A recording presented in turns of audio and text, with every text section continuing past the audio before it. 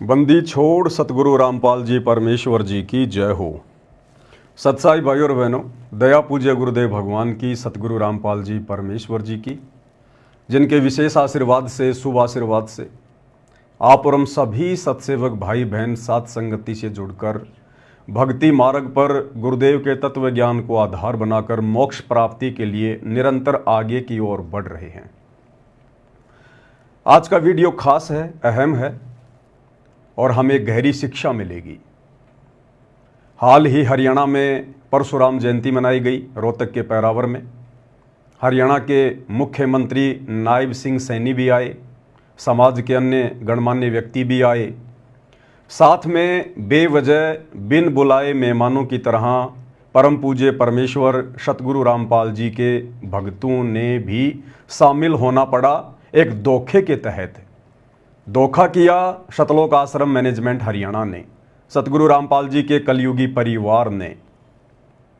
परशुराम जयंती से ठीक एक दिन पहले रात्रि में अपने कोऑर्डिनेटर सिस्टम के माध्यम से भगत समाज को धोखा देकर सतलोक आश्रम धनाना में इकट्ठा किया गया कि आज गुरुदेव हिसार जेल से लाइव दर्शन देंगे 2 घंटे। सभी भगत भाई बहन ज़्यादा से ज़्यादा संख्या में आ जाओ। सच्चाई किसी को नहीं बताई। बेचारे भोले भाले भगत भाई बहन अपने गुरुदेव भगवान के दर्शनों की प्यासी आत्माएं दौड़ दौड़ कर चली आई और रात्रि में उन्होंने देखा कि हरियाणा रोडवेज की बसें इतनी ज़्यादा संख्या में आश्रम में क्यों आ रही हैं। 2 नहीं, 4 नहीं, 10 नहीं, 500 से ज़्यादा बसें रात्रि में हरियाणा रोडवेज की आ गई। संगत में खुसर पुसर शुरू हो गई। पता चला कि कल परशुराम जयंती है और हम भक्तों को आश्रम मैनेजमेंट के द्वारा परशुराम जयंती में भेजा जाएगा राजनीतिक रैली को सफल बनाने के लिए। भाई और बहनों, इस विषय पर हम चर्चा करेंगे। ये छोटी मोटी घटना नहीं है। आम जनता के लिए तो परशुराम जयंती मनाना एक साधारण सी घटना है, हर साल वो लोग मनाते हैं।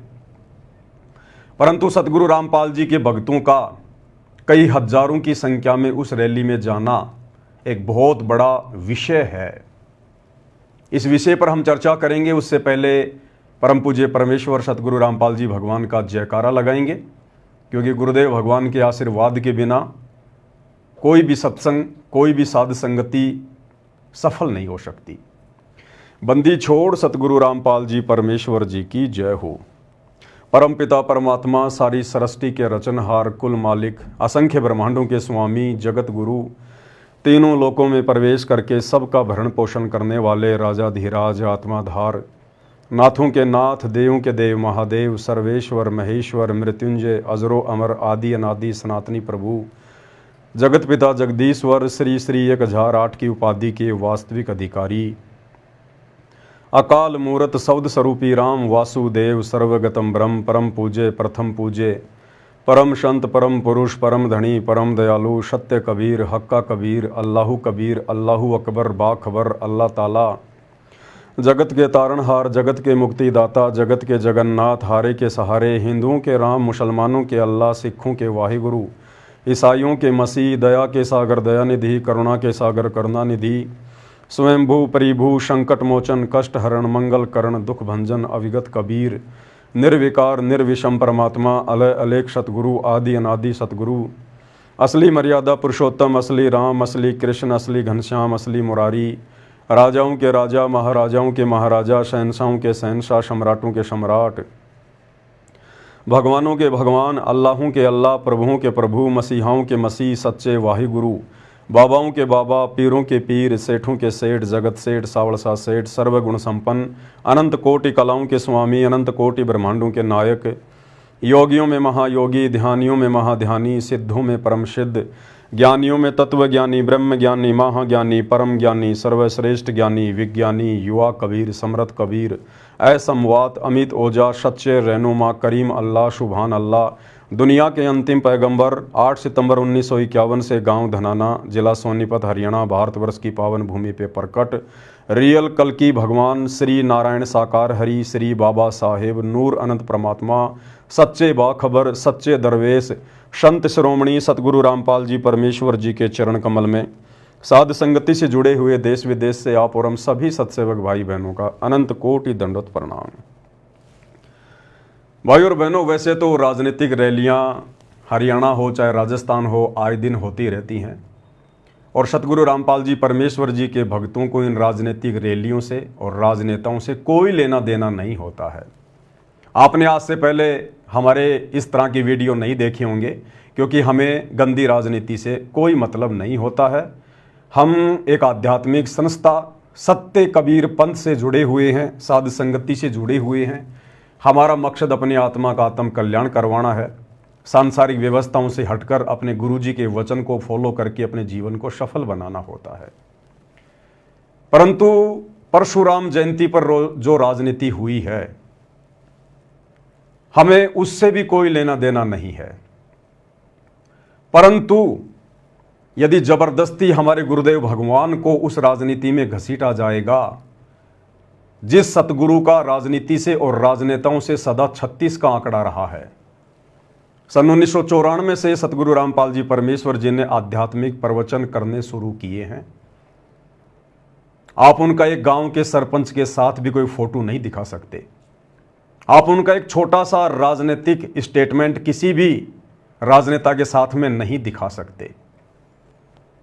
परंतु 2014 बरवाला कांड के बाद सतगुरु रामपाल जी के कलयुगी परिवार ने, उनके बेटा बेटी भाई बंधु रिश्तेदारों ने अपने राजनीतिक स्वार्थों के चलते अपनी भक्ति का भी सत्यानाश किया है और लाखों की संगत जो अंधी होकर उन लोगों के पीछे चल पड़ी है, उनकी भक्ति और मर्यादाओं का भी सत्यानाश हो रहा है।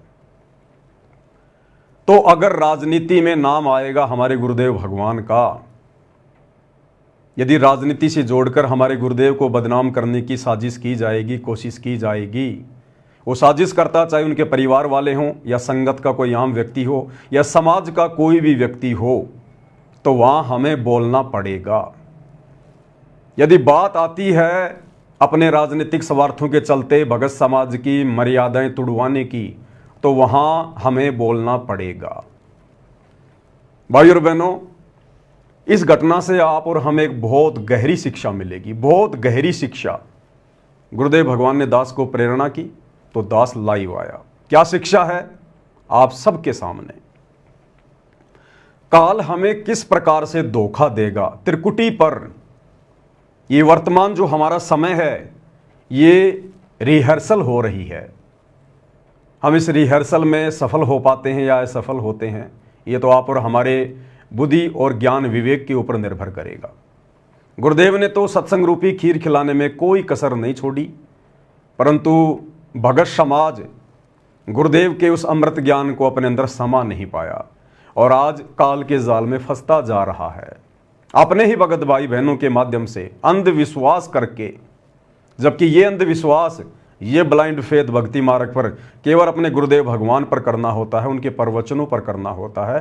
किसी भगत के मनमाने आचरण पर ब्लाइंड फेथ नहीं करना होता है। तो काल हमें किस प्रकार से ठगेगा, क्योंकि ये दुनिया तो भाई और बहनों सांसारिक व्यवस्था में जी रही है। दुनिया अपने आप को बहुत ज़्यादा सियाना समझती है, परंतु ये दुनिया तो बहुत पीछे बाबा आदम के ज़माने में जी रही है। दुनिया केवल इन्हीं चीज़ों को सब कुछ मानती है कि विज्ञान ने ये कर दिया, विज्ञान ने वो कर दिया, मेरे घर में ये सुख हो गए, ये ठाट बाट हो गए, मैं नौकरी लग गया, मैंने बड़ी कोठी बना ली, बड़ी कार ले ली, इतने मेरे प्लाट हैं, मेरा फार्म हाउस है।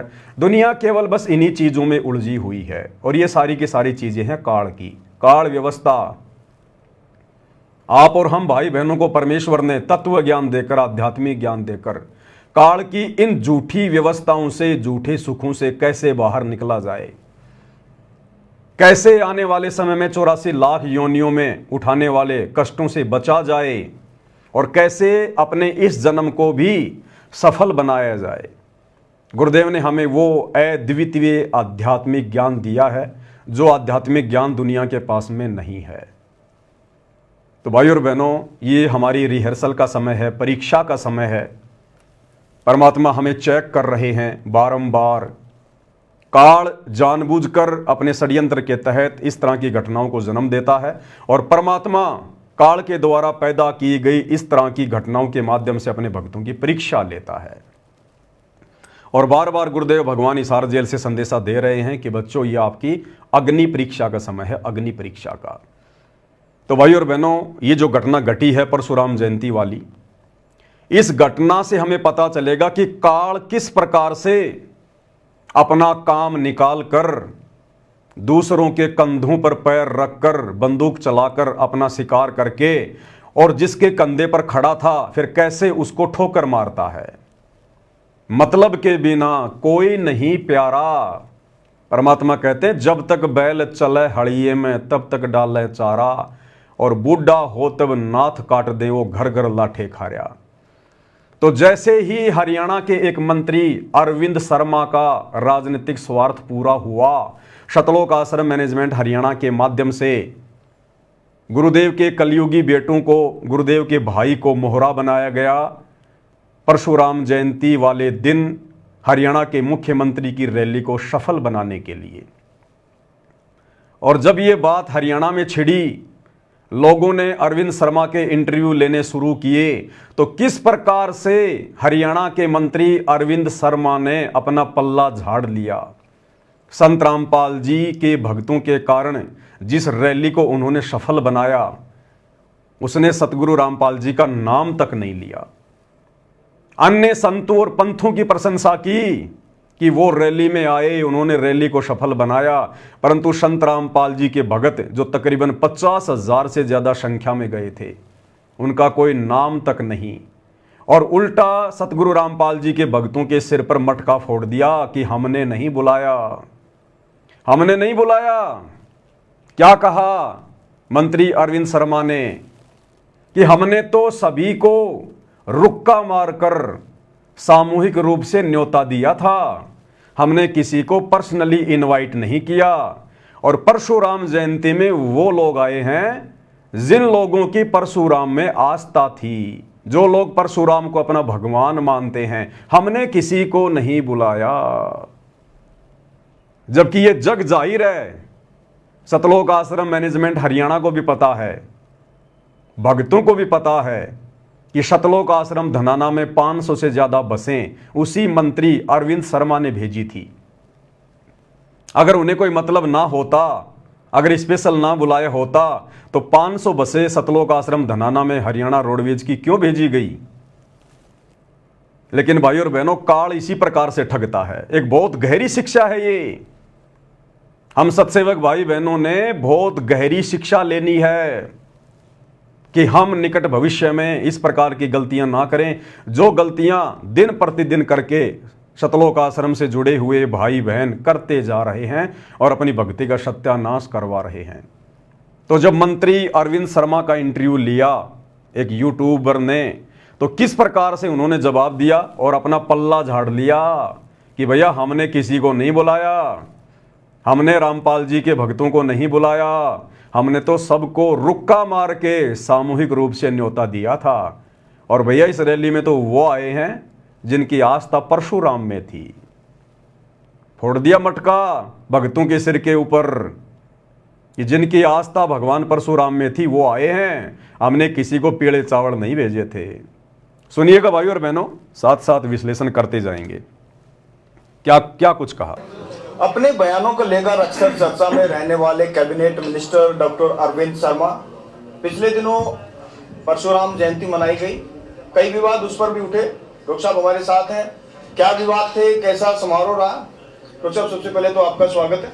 बहुत बहुत धन्यवाद। राम राम, नमस्कार। पूरे प्रदेश भर से समाज के लोग आए थे परशुराम जयंती में, कुछ विवाद भी हुए थे कि पता नहीं किस किस को बुला लिया गया।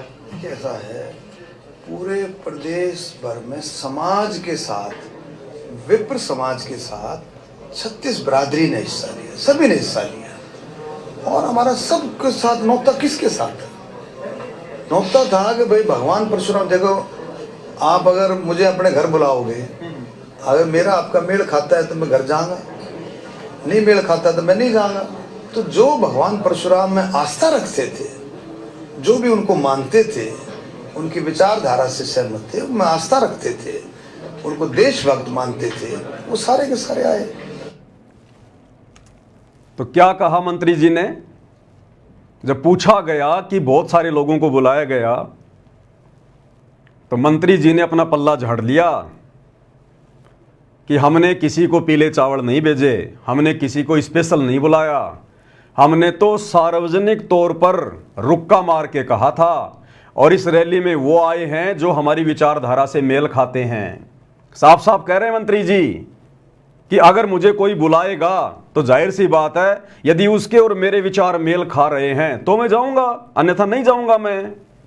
तो संत रामपाल जी के भक्तों के राजनेताओं से विचार मेल खाए तो वो आए रैली में धक्के खाने के लिए।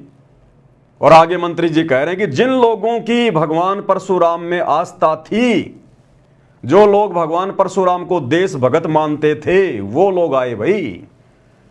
तो बताओ भोले भाले भक्तों, क्या आप लोगों की भगवान परशुराम में आस्था है क्या? अरे हम भक्तों की आस्था तो एकमात्र हमारे इष्ट देव सतगुरु रामपाल जी भगवान में है, केवल गुरुदेव परमात्मा में है। इसके अलावा यदि हमारी जरा भी आस्था श्रद्धा किसी अन्य में हो गई, देव महादेव में, सारी भक्ति का सत्यानाश हो जाएगा। तो मंत्री जी ने साफ साफ अपना पल्ला झाड़ लिया। ये काल इसी प्रकार से ठगता है, क्योंकि राजनीति काल व्यवस्था है। तो काल ने अपना काम भी निकाल लिया, राजनेताओं ने अपना स्वार्थ भी सिद्ध कर लिया, गुरुदेव के मंदबुद्धि लड़कों को मोहरा बनाकर, और भोली भाली संगत की मर्यादा भी तुड़वा दी गई परशुराम जयंती में भेजकर। और जब सारा काम हो गया, उसके बाद मंत्री जी आराम से बैठकर इंटरव्यू दे रहे हैं कि भैया जिसके विचार मेल खा रहे थे वो आया, यहां तो पर्सनली नहीं बुलाया किसी को भी, और जिन लोगों की आस्था भगवान परशुराम में थी यहां तो वो आए हैं। ये काल इस प्रकार से ठगता है भाई और बहनों, इस प्रकार से। इसलिए सतगुरु रामपाल जी भगवाना में बार बार समझाते हैं कि बच्चों, काल व्यवस्था से पीछे हटो, संसार से पीछे हटो। ये राजनीति भक्ति मार्ग में नहीं चलती है, राजनीति काल व्यवस्था है। अगर आपने यही गधा कुत्ता सुअर बनना है, 84 लाख योनियों में भटकना है, तो करो जम के राजनीति भक्ति के साथ साथ, तुम्हें कौन रोकता है। तो शतलोक आश्रमों से जुड़े हुए भाई बहनों को विचार करना चाहिए, उनको सोचना चाहिए। पहली बात तो आप लोगों को सच्चाई नहीं बताई गई, आपकी पीठ में छुरा भोंका गया गुरुजी की आड़ में कि सभी भक्तों को 2 घंटे गुरुजी के दर्शन करवाएंगे लाइव हिसार जेल से वीडियो में। धोखे से आप लोगों को आश्रम में इकट्ठा किया गया, और उसके बाद में आप लोगों को रैली में भेज दिया गया। आप लोगों की मर्यादाएं टूटी हैं। अरे रिहर्सल चल रही है। गुरुदेव ने कहा बच्चों, जब तुम त्रिकुटी पर जाओगे तुम्हें पता थोड़ी चलेगा कि तुम त्रिकुटी पर आ गए। हो सकता है ये परशुराम जयंती में जाना हमारी त्रिकुटी वाली परीक्षा हो, और काल ने हमें ठग लिया। हमने विश्वास करना चाहिए था अपने गुरुदेव के वचनों पर, और संगत ने विश्वास कर लिया गुरुदेव के लड़कों पर जो कि पहले से काल प्रेरित हैं। ऐसा ही हम त्रिकुटी पर कर बैठेंगे, ऐसा ही हम त्रिकुटी पर कर बैठेंगे। ये काल वहां पर कोऑर्डिनेटर का रूप बना के आ जाएगा, गुरुजी के लड़कों का रूप बना के आ जाएगा, गुरुजी के भाई का रूप बना के आ जाएगा, और इसी प्रकार से तुम लोगों को गुरुजी के दर्शनों के बहाने अपने पीछे पीछे ले जाएगा और ठोक देगा किसी देव के लोक में या किसी नरक लोक में। फिर क्या करोगे? तुम कैसे सावधान हो सकते हो जब तुम यहीं पर सावधान नहीं हो रहे, जब तुम रिहर्सल में फेल हो रहे हो। अरे कोई खिलाड़ी होता है, कोई पहलवान होता है, उसको नेशनल स्तर पर या ओलंपिक में भेजने से पहले उसकी रिहर्सल होती है। तो ये हमारी रिहर्सल चल रही है कि हम त्रिकुटी की परीक्षा में पास होने के लायक हैं या नहीं हैं। तो भला हम कैसे पास हो सकते हैं त्रिकुटी की परीक्षा में? हमने विचार करना चाहिए था, हमने सवाल जवाब करना चाहिए था उन बसों में बैठने से पहले कि भैया हम लोग बसों में बैठने तो नहीं आए, हम तो गुरुदेव के दर्शनों के लिए आए थे। हमारा राजनीति से क्या लेना देना, हमारे गुरु का राजनीति से कोई लेना देना नहीं है। हमें क्यों भेजा जा रहा भाई? किसी ने कोई सवाल जवाब नहीं किया। इसका मतलब सब के सब भेड़ चाल में अंध भक्ति हो रही है, शतलोक आश्रमों में अंध भक्ति। और इसी बात की परीक्षा लेने के लिए और इसी प्रकार के उन कच्चे भक्तों को छांटने के लिए इस परमात्मा ने 2014 बरवाला कांड के माध्यम से अपने भक्तों की परीक्षा लेनी शुरू की। आज हिसार जेल में बैठकर वो परम शक्ति यही तो देख रही है कि मेरे कितने हैं और काल के कितने हैं। जो काल व्यवस्था में सड़ेंगे, जो गुरु के ज्ञान को आधार बनाकर आगे नहीं बढ़ेंगे, वो काल के हैं, और जो गुरु के ज्ञान को आधार बनाकर भक्ति मार्ग पर चलेंगे उनको काल डगमग नहीं कर सकता। ये हमारी परीक्षा थी, ये भक्तों की रिहर्सल थी, जिसमें शतलोक आश्रमों से जुड़े हुए सभी भगत पूर्णतया फैल साबित हुए। फैल।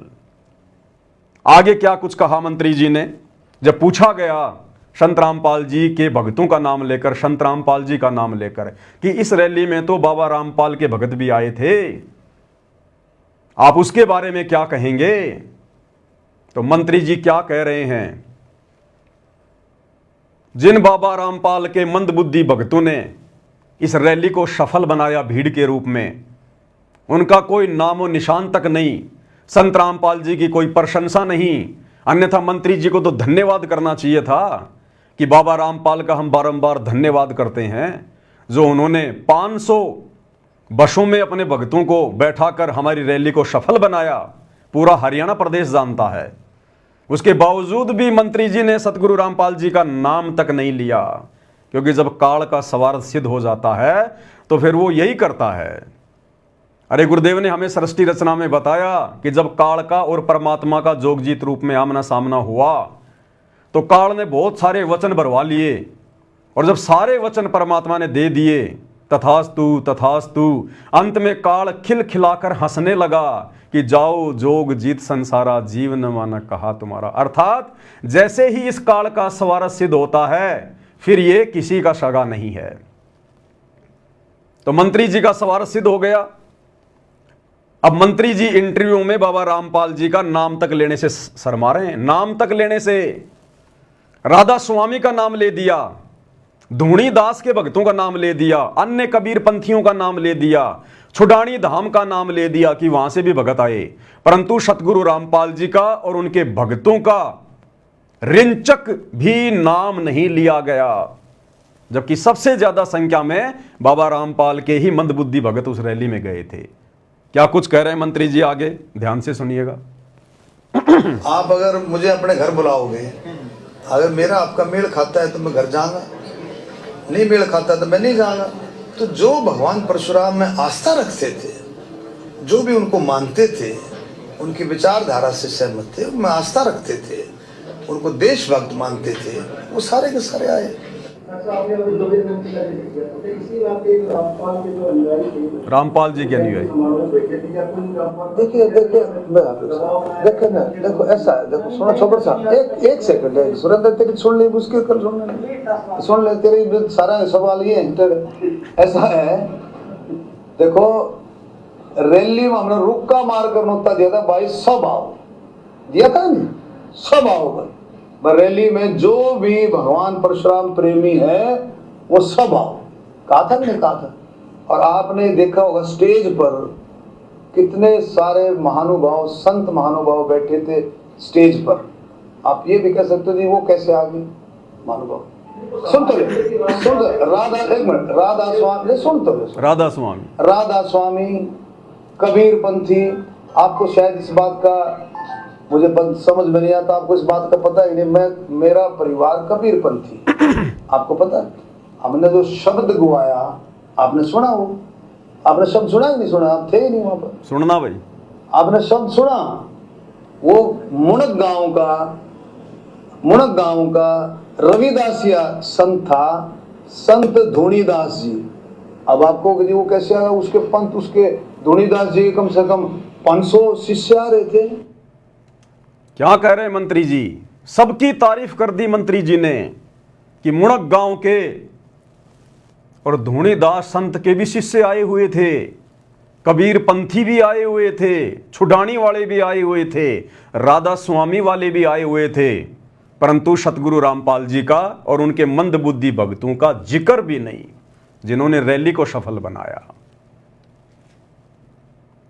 और मंत्री जी कह रहे मैं कबीर पंथी हूं, जबकि सबको पता है कि मंत्री जी नकली कबीर पंथी हैं। असली कबीर पंथ पूरे विश्व में वर्तमान में केवल सतगुरु रामपाल जी का है, केवल सतगुरु रामपाल जी का। और मंत्री जी सतगुरु रामपाल जी से उपदेश प्राप्त नहीं है।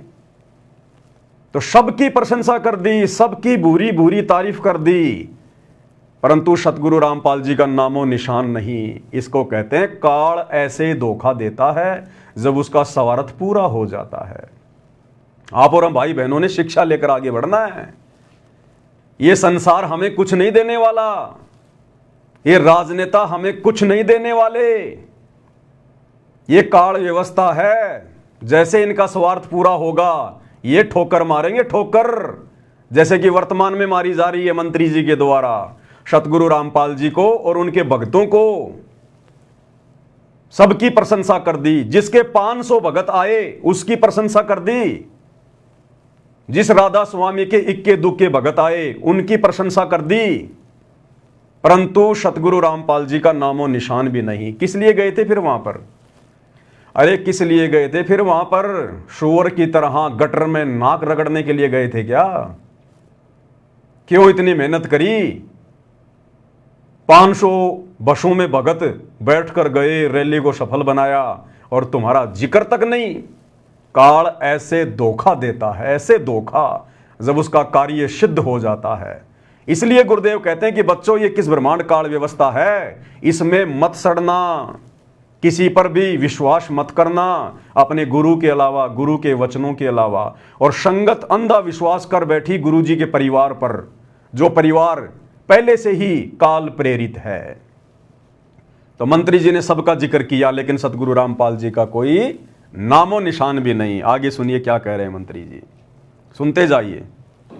पिछले 120 साल से, कितने 120 साल से हर साल मेरे घर में सत्संग होता है। 10, 11, 12 कबीर साहब की वाणियों का, गरीबदास जी द्वारा रचित उनके ग्रंथ का। चुनानी धाम से भी बहुत सारे संत आए हुए थे, बहुत सारे उनके अनुयायी आए हुए थे।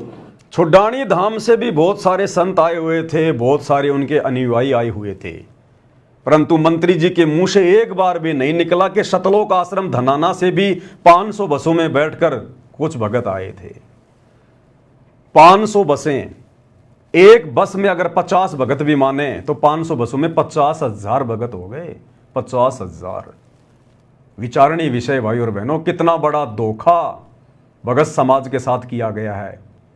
अरे मंत्री प्रशंसा करे ना करे, हम कोई प्रशंसा के भूखे नहीं है, परंतु जो मर्यादा तोड़वा दी गई है काल ने धोखा देकर, उससे कैसे बचोगे? वो भरपाई कैसे होगी भाई और बहनों? उनकी तो भरपाई नहीं हो पाएगी। परंतु आप और हम सत्सेवक भाई बहन आगे के लिए और ज्यादा सावधान होते चले जाएंगे। आप और हमें इन घटनाओं के माध्यम से दृढ़ता मिलती है कि हे भगवान, आपने हमें साथ संगति से जोड़कर कैसे बचा लिया, काल व्यवस्था में सड़ने से कैसे बचा लिया परमात्मा। हम भी आप ही के भगत हैं। जो ज्ञान आपने उन आश्रम वालों को दिया वही ज्ञान हमें दिया, अलग से कोई कोचिंग या कोई ट्रेनिंग नहीं दी। परमेश्वर, हमारे ऊपर आपने कैसे रजा बख्शी, सद्बुद्धि की, ज्ञान योग की, जो हमें बिल्कुल शीशे की तरह, आईने की तरह साफ साफ दिखाई दे रहा है कि कौन से भक्ति विरुद्ध ये कुकर्म करने से हमारी मर्यादाएं टूटेंगी और कौन से भक्ति अनुकूल सदकर्म करने से हमारे गुरुदेव भगवान प्रसन्न होंगे। तो आप और हमने गुरुदेव का सौ शुक्रिया अदा करना चाहिए कि गुरुदेव ने हमें साध संगति से जोड़ रखा है। तो मंत्री जी कह रहे हैं कि 120 साल से मैं कबीरपंथी हूं। बिल्कुल होंगे, नो डाउट। और आगे क्या कह रहे हैं मंत्री जी? तो आप लोगों को, हम सबको इस बात से, देखो किसी के ऊपर कोई प्रेशर नहीं था। पहली बात सुन, अपने आप अपनी मर्जी से आए। मंत्री जी कह रहे हैं किसी के ऊपर कोई प्रेशर नहीं था, अपनी मर्जी से आए हैं, अपनी मर्जी से। मंत्री जी ने पल्ला झाड़ दिया कि हमने नहीं बुलाया, हमने कोई बसे नहीं भेजी, हमने किसी को पीले चावल नहीं दिए आने के लिए। जिसकी परशुराम जी में आस्था थी और जिसके विचार हम राजनेताओं से मेल खा रहे थे वो आए, वो चाहे आम समाज का व्यक्ति हो, चाहे सतगुरु रामपाल जी का भगत हो। अब क्या करोगे भक्तों? मंत्री जी ने तो मटका फोड़ दिया तुम्हारे सिर पर। काल ऐसा ही करता है। एक कहावत है गांव में, गरज हटी और गुजरी नटी। गरज हटी और गुजरी नटी, यानी अपना स्वार्थ सिद्ध होते ही मुंह मोड़ लेना। तो ऐसा तमाचा मारा है मंत्री जी ने सतगुरु रामपाल जी के अंध भक्तों पर। उन्हीं के ऊपर उन्हीं का जूता, उन्हीं का सिर। ये काल ऐसे पीटता है भाई और बहनों, अपना स्वार्थ सिद्ध करके। आगे क्या कह रहे हैं मंत्री जी, ध्यान से सुनिएगा। अब गुरुदेव भगवान हमें क्या शिक्षा दे रहे हैं भाई और बहनों। ये हिसार जेल से आया हुआ विशेष संदेश है, विशेष संदेश नंबर 45। और ये कोई आज का नहीं है, ये आज से 2.5-3 साल पहले सतलोक आश्रम के नामदान सेंटरों पर सुबह सुबह 5 बजे जो ये भीड़ जाया करती थी सत्संग सुनने के लिए, ये वही विशेष संदेश हैं जो पहले नामदान सेंटरों पर आए थे। उसके 2 साल बाद फिर ये यूट्यूब पर डाले जा रहे हैं। तो गुरुदेव ने तो हमें पहले ही आगाह कर दिया था, मालिक तो अंतर्यामी है, जानी जान है, उनको पता कि काल हमें कैसे कैसे ठगेगा। गुरुदेव ने तो हमें अपने रिश्तेदारों तक से भी जो अनुपदेशी हैं, हमने उनसे भी ज्यादा मेल मिलाप ना रखने की सलाह दी है कि तुम्हारा यहां पर कोई नहीं है, तुम कति लावारिस हो, लावारिस।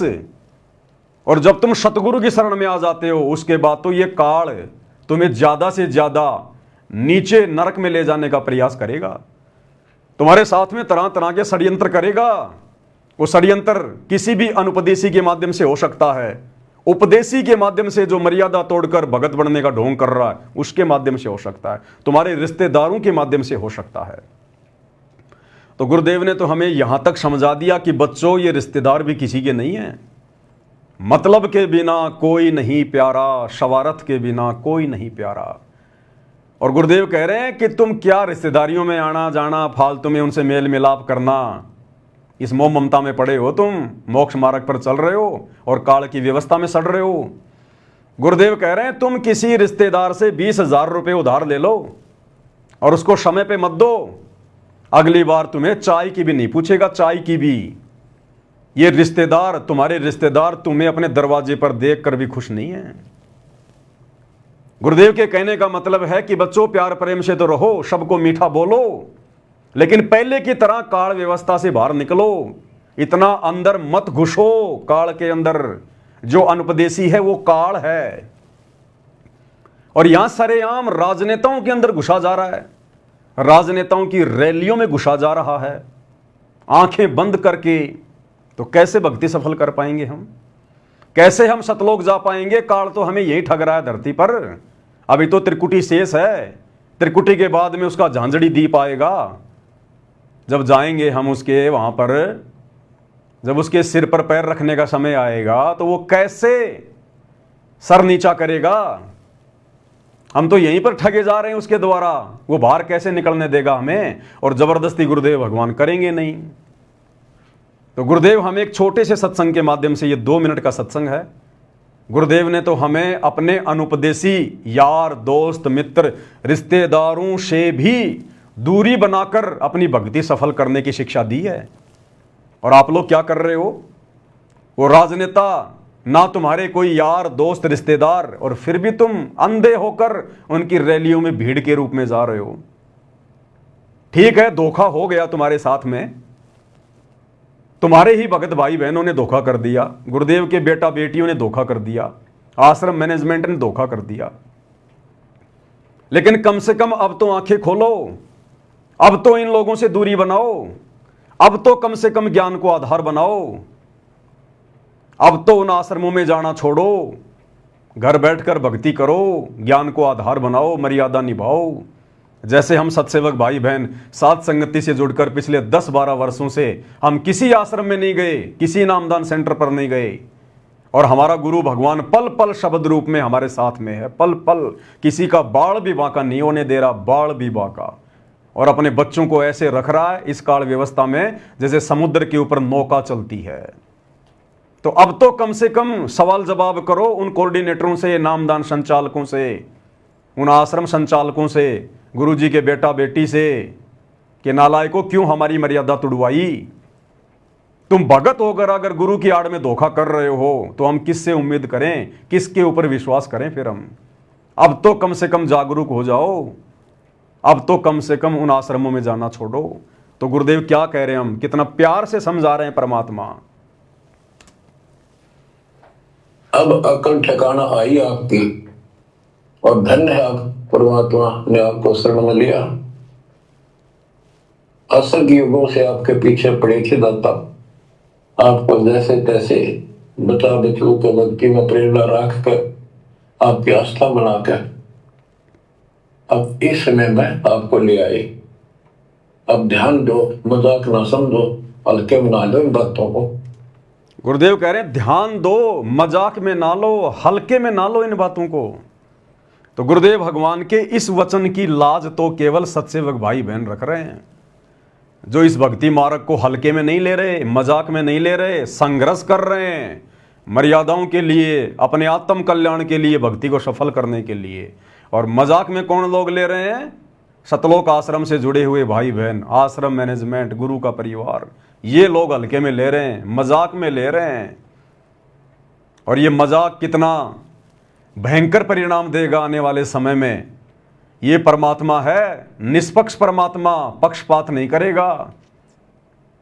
आने वाला समय जो युग परिवर्तन का है, विनाशकारी समय जो शुरू हो चुका है, कई वर्षों तक चलेगा, उसमें कमर टूटेगी उन भक्तों की जो आज मजाक में ले रहे हैं, हल्के में ले रहे हैं।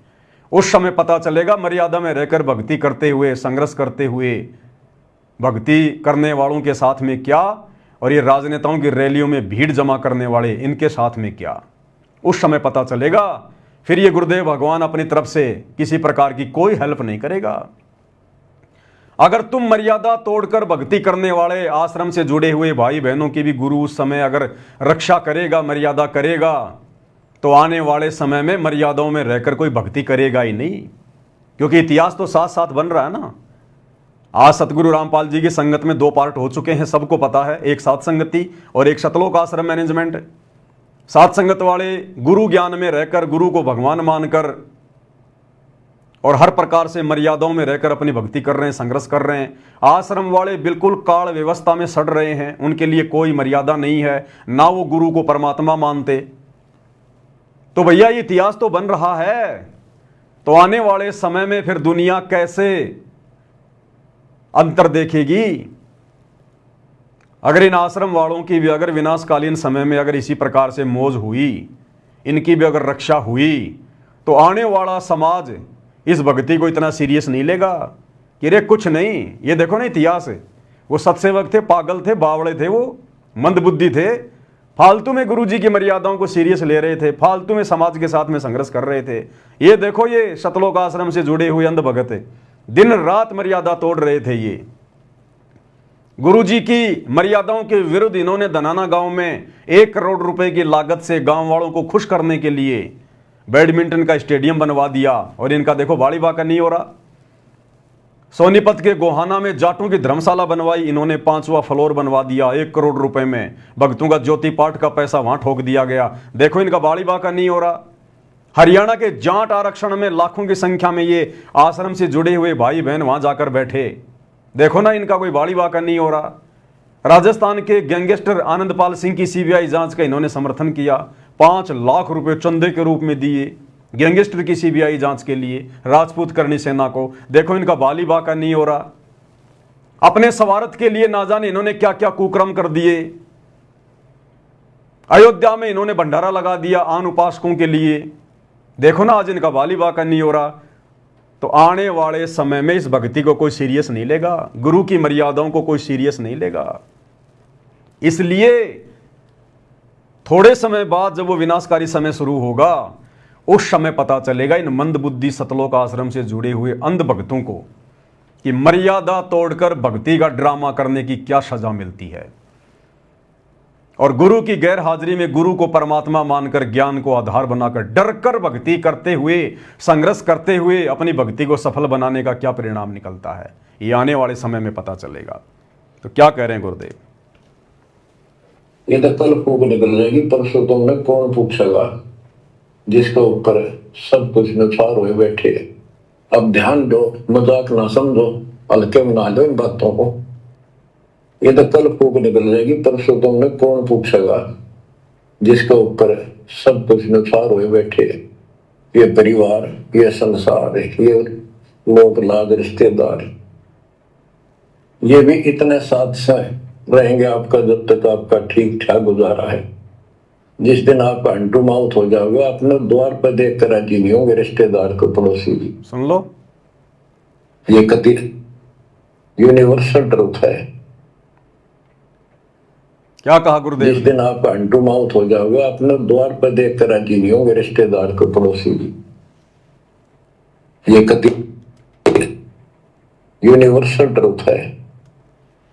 गुरुदेव कह रहे हैं जिस दिन तुम हैंड टू माउथ हो जाओगे, यानी अपने रिश्तेदारों के किसी मतलब के नहीं रहोगे, ये रिश्तेदार तुम्हें अपने घर के दरवाजे पर देखकर भी खुश नहीं होंगे जिनके ऊपर तुम चौड़े हुए बैठे हो। तो जब रिश्तेदार ऐसा कर सकते हैं, क्योंकि परमेश्वर कह रहे हैं 7 वचन पलटे नहीं पलट जाए ब्रह्मांड, ये अंतर्यामी भगवान है, और कह रहे हैं यूनिवर्सल ट्रूथ है, सार्वभौमिक सत्य है, ये झूठ रिंचक भी नहीं है। तो जब रिश्तेदार ऐसा कर सकते हैं, राम समाज में कर रहे हैं, हम देख रहे हैं ना, तो ये राजनेता हमारे लगते क्या हैं? गुरु का परिवार हम भक्तों का लगता क्या है? आज तुम इन आश्रमों में जा जाकर आर्थिक रूप से और शारीरिक रूप से इनका सहयोग कर रहे हो, इसलिए तुम्हें लड्डू जलेबी बर्फी खिला रहे हैं। तुम कल को सारे साथ संगति से जुड़ जाओ, ये तुम्हारा मुंह देखकर खुश नहीं है, मुंह देखकर भी। तो ये परमेश्वर कह रहे हैं कि जब तुम कल को हैंड टू माउथ हो जाओगे ना, ये तुम्हें अपने दरवाजे पर देखकर खुश नहीं होंगे। तो बताओ, राजनेता तो हमारे लगते ही क्या हैं? वो तो रिश्तेदार भी नहीं है जिनकी रैली को सफल बनाने के लिए तुम लोग भेड़ के रूप में वहां चले गए। ये विचारणीय विषय है। ये संगत ने हल्के में ले लिया सतगुरु को, सतगुरु के ज्ञान को। इसका परिणाम भयंकर होगा, भयंकर। ये निष्पक्ष परमात्मा है, निर्मोही परमात्मा है। इसका कोई बेटा बेटी, भाई बंधु, रिश्तेदार, जवाई, मामा मामी, फूफा फाफा नहीं है। ये तो केवल परमेश्वर इस कलयुग की बिचली पीढ़ी में एक लीला कर रहे हैं, एक कलयुगी परिवार में आने की, शादी विवाह करने की, बच्चे पैदा करने की, केवल एक लीला। अगर आपने गुरु को भगवान मान लिया तो वो शतलोक का राजा कबीर भगवान अपने शतलोक को छोड़कर इस गंदे लोक में बच्चे पैदा करने नहीं आता वो। तो ये निर्मोही परमात्मा है। आप रोज पढ़ते हो मंगलाचरण में, परम शक्ति संगीतम रिद्धि सिद्धि दाता सोही, अविगत गुण अतीतम सत्य पुरुष निर्मोही। ये सत्य पुरुष है सतगुरु रामपाल जी। दुनिया नहीं जानती, नहीं पहचानती, लेकिन आप और हमें तो पता है। गुरु ने हमसे तो पहचान करवा दी अपनी कि गुरु कौन है, स्वयं कबीर भगवान है। तो कबीर भगवान पक्षपात करेगा क्या? वो निष्पक्ष निर्णय करेगा। जैसा संगत ने उनकी गैर हाजिरी में 2014 बरवाला कांड के बाद इस भक्ति मार्ग रूपी खेत में जैसा बीज बोया है, यानी जिस प्रकार से मर्यादा में रह के जिसने भक्ति की है, या जिसने मर्यादाओं को हल्के में लेकर मर्यादा तोड़ते हुए भक्ति की है, गुरु को दुखी किया है, वो परिणाम, वो फल सबके सामने आएगा जिसने जैसा जैसा बीज बोया है। इसलिए गुरुदेव कह रहे हैं, सुनिएगा। अब जो आपका साथी, आपका पिता, आपके दुख सुख में घेर मरे, अब्राहिम सुल्तान अगम के क्या लग गया था उसका बता, और समर्थ है क्या जरूरत थी? आप उसके हो, उसके बेटा बेटी हो, अब वो रह नहीं सकता, आपको दुखी देख नहीं सकता, तो मान नहीं रही। वो कहता अगर ये सारे मोहल्ले में एक बार सारे उठा के उठा ले जाऊं, नो पाना आग लगा दूं इस पे, इस काल के लोग का। पर इतनी अकल तक जब आओगे, जब लगातार ये सत्संग सुनोगे। तो क्या कह रहे हैं गुरुदेव भगवान? जो तुम्हारा है, तुम्हारा हितैषी है, तुम्हारा बाप है, उसकी तो तुम बातें नहीं सुन रहे। हमारा हितैषी, हमारा बाप कौन है? सतगुरु रामपाल जी। उनके तो हम बातें नहीं सुन रहे। गुरु ने कौन से सत्संग में आदेश दिया कि भक्तों ने गंदी राजनीति का हिस्सा बनना चाहिए? गुरु ने कौन से सत्संग में कहा कि किसी भी महापुरुष की जयंती में जाना चाहिए? अरे गुरु ने हमारे से अपने जन्मदिन मनवाने छुड़वा दिए, अपने बाप दादाओं के मरण दिन मनवाना छुड़वा दिए, और हम परशुराम की जयंती में जा रहे हैं। जिनसे हम भक्तों का कोई लेना देना नहीं है। हम गुरु की बात कहां मान रहे हैं? जो हमारा है उसके साथ तो हम मजाक कर रहे हैं, गुरु के वचनों को तो हम हल्के में ले रहे हैं। और जो हमारे नहीं हैं, ये राजनेता हमारे नहीं हैं, ये किसी के नहीं हैं, केवल अपने स्वार्थों के हैं। देखते नहीं बड़े बड़े राजनेता पार्टियां चेंज कर लेते हैं, पार्टियां। जब ये अपनी खुद की पार्टी के नहीं होते तो आप भगतों के क्या होंगे? तुम भगत तो उनके किसी मतलब के भी नहीं। तो जो हमारा है, जो हमारे लिए मर मिट रहा है, 10 साल से 12 साल से हिसार जेल में बैठकर संघर्ष कर रहा है, 30 साल से सत्संग कर करके हमें समझाया, उसकी हम एक भी नहीं मान रहे। और जो शौपन में हमारे नहीं हो सकते ये राजनेता जगत वाले, उनके पीछे आंखें बंद करके दौड़ रहे हैं हम, उनकी रैलियों को सफल बना रहे हैं, उनकी जयंतियों में जा रहे हैं हम। तो भाई और बहनों, विचार करना पड़ेगा, विचार, अन्यथा यह काल बहुत भयंकर तरीके से ठग रहा है वर्तमान में संगत को। और ये परीक्षा चल रही है। परमात्मा हिसार जेल में बैठकर, वे हिसार की छोटी जेल में बैठकर, आप और हम 21 ब्रह्मांड रूपी इस बड़ी जेल में बैठे हुए कैदियों की रहनी करनी देख रहा है। कितने मेरे हैं, कितने काल के हैं, कितने मुझे समझ पाए, मेरे प्रवचनों को समझ पाए, मेरे वचन पर चल रहे हैं, और कितने भक्ति मार्ग को हल्के में ले रहे हैं, मजाक में ले रहे हैं। अरे मजाक में ले रहे हैं तभी तो गुरु कह रहा है कि हल्के में मत लो, मजाक में मत लो। इसका मतलब संगत मजाक में ले रही है। और आए दिन इन घटनाओं के माध्यम से संगत ये प्रमाण भी दे रही है।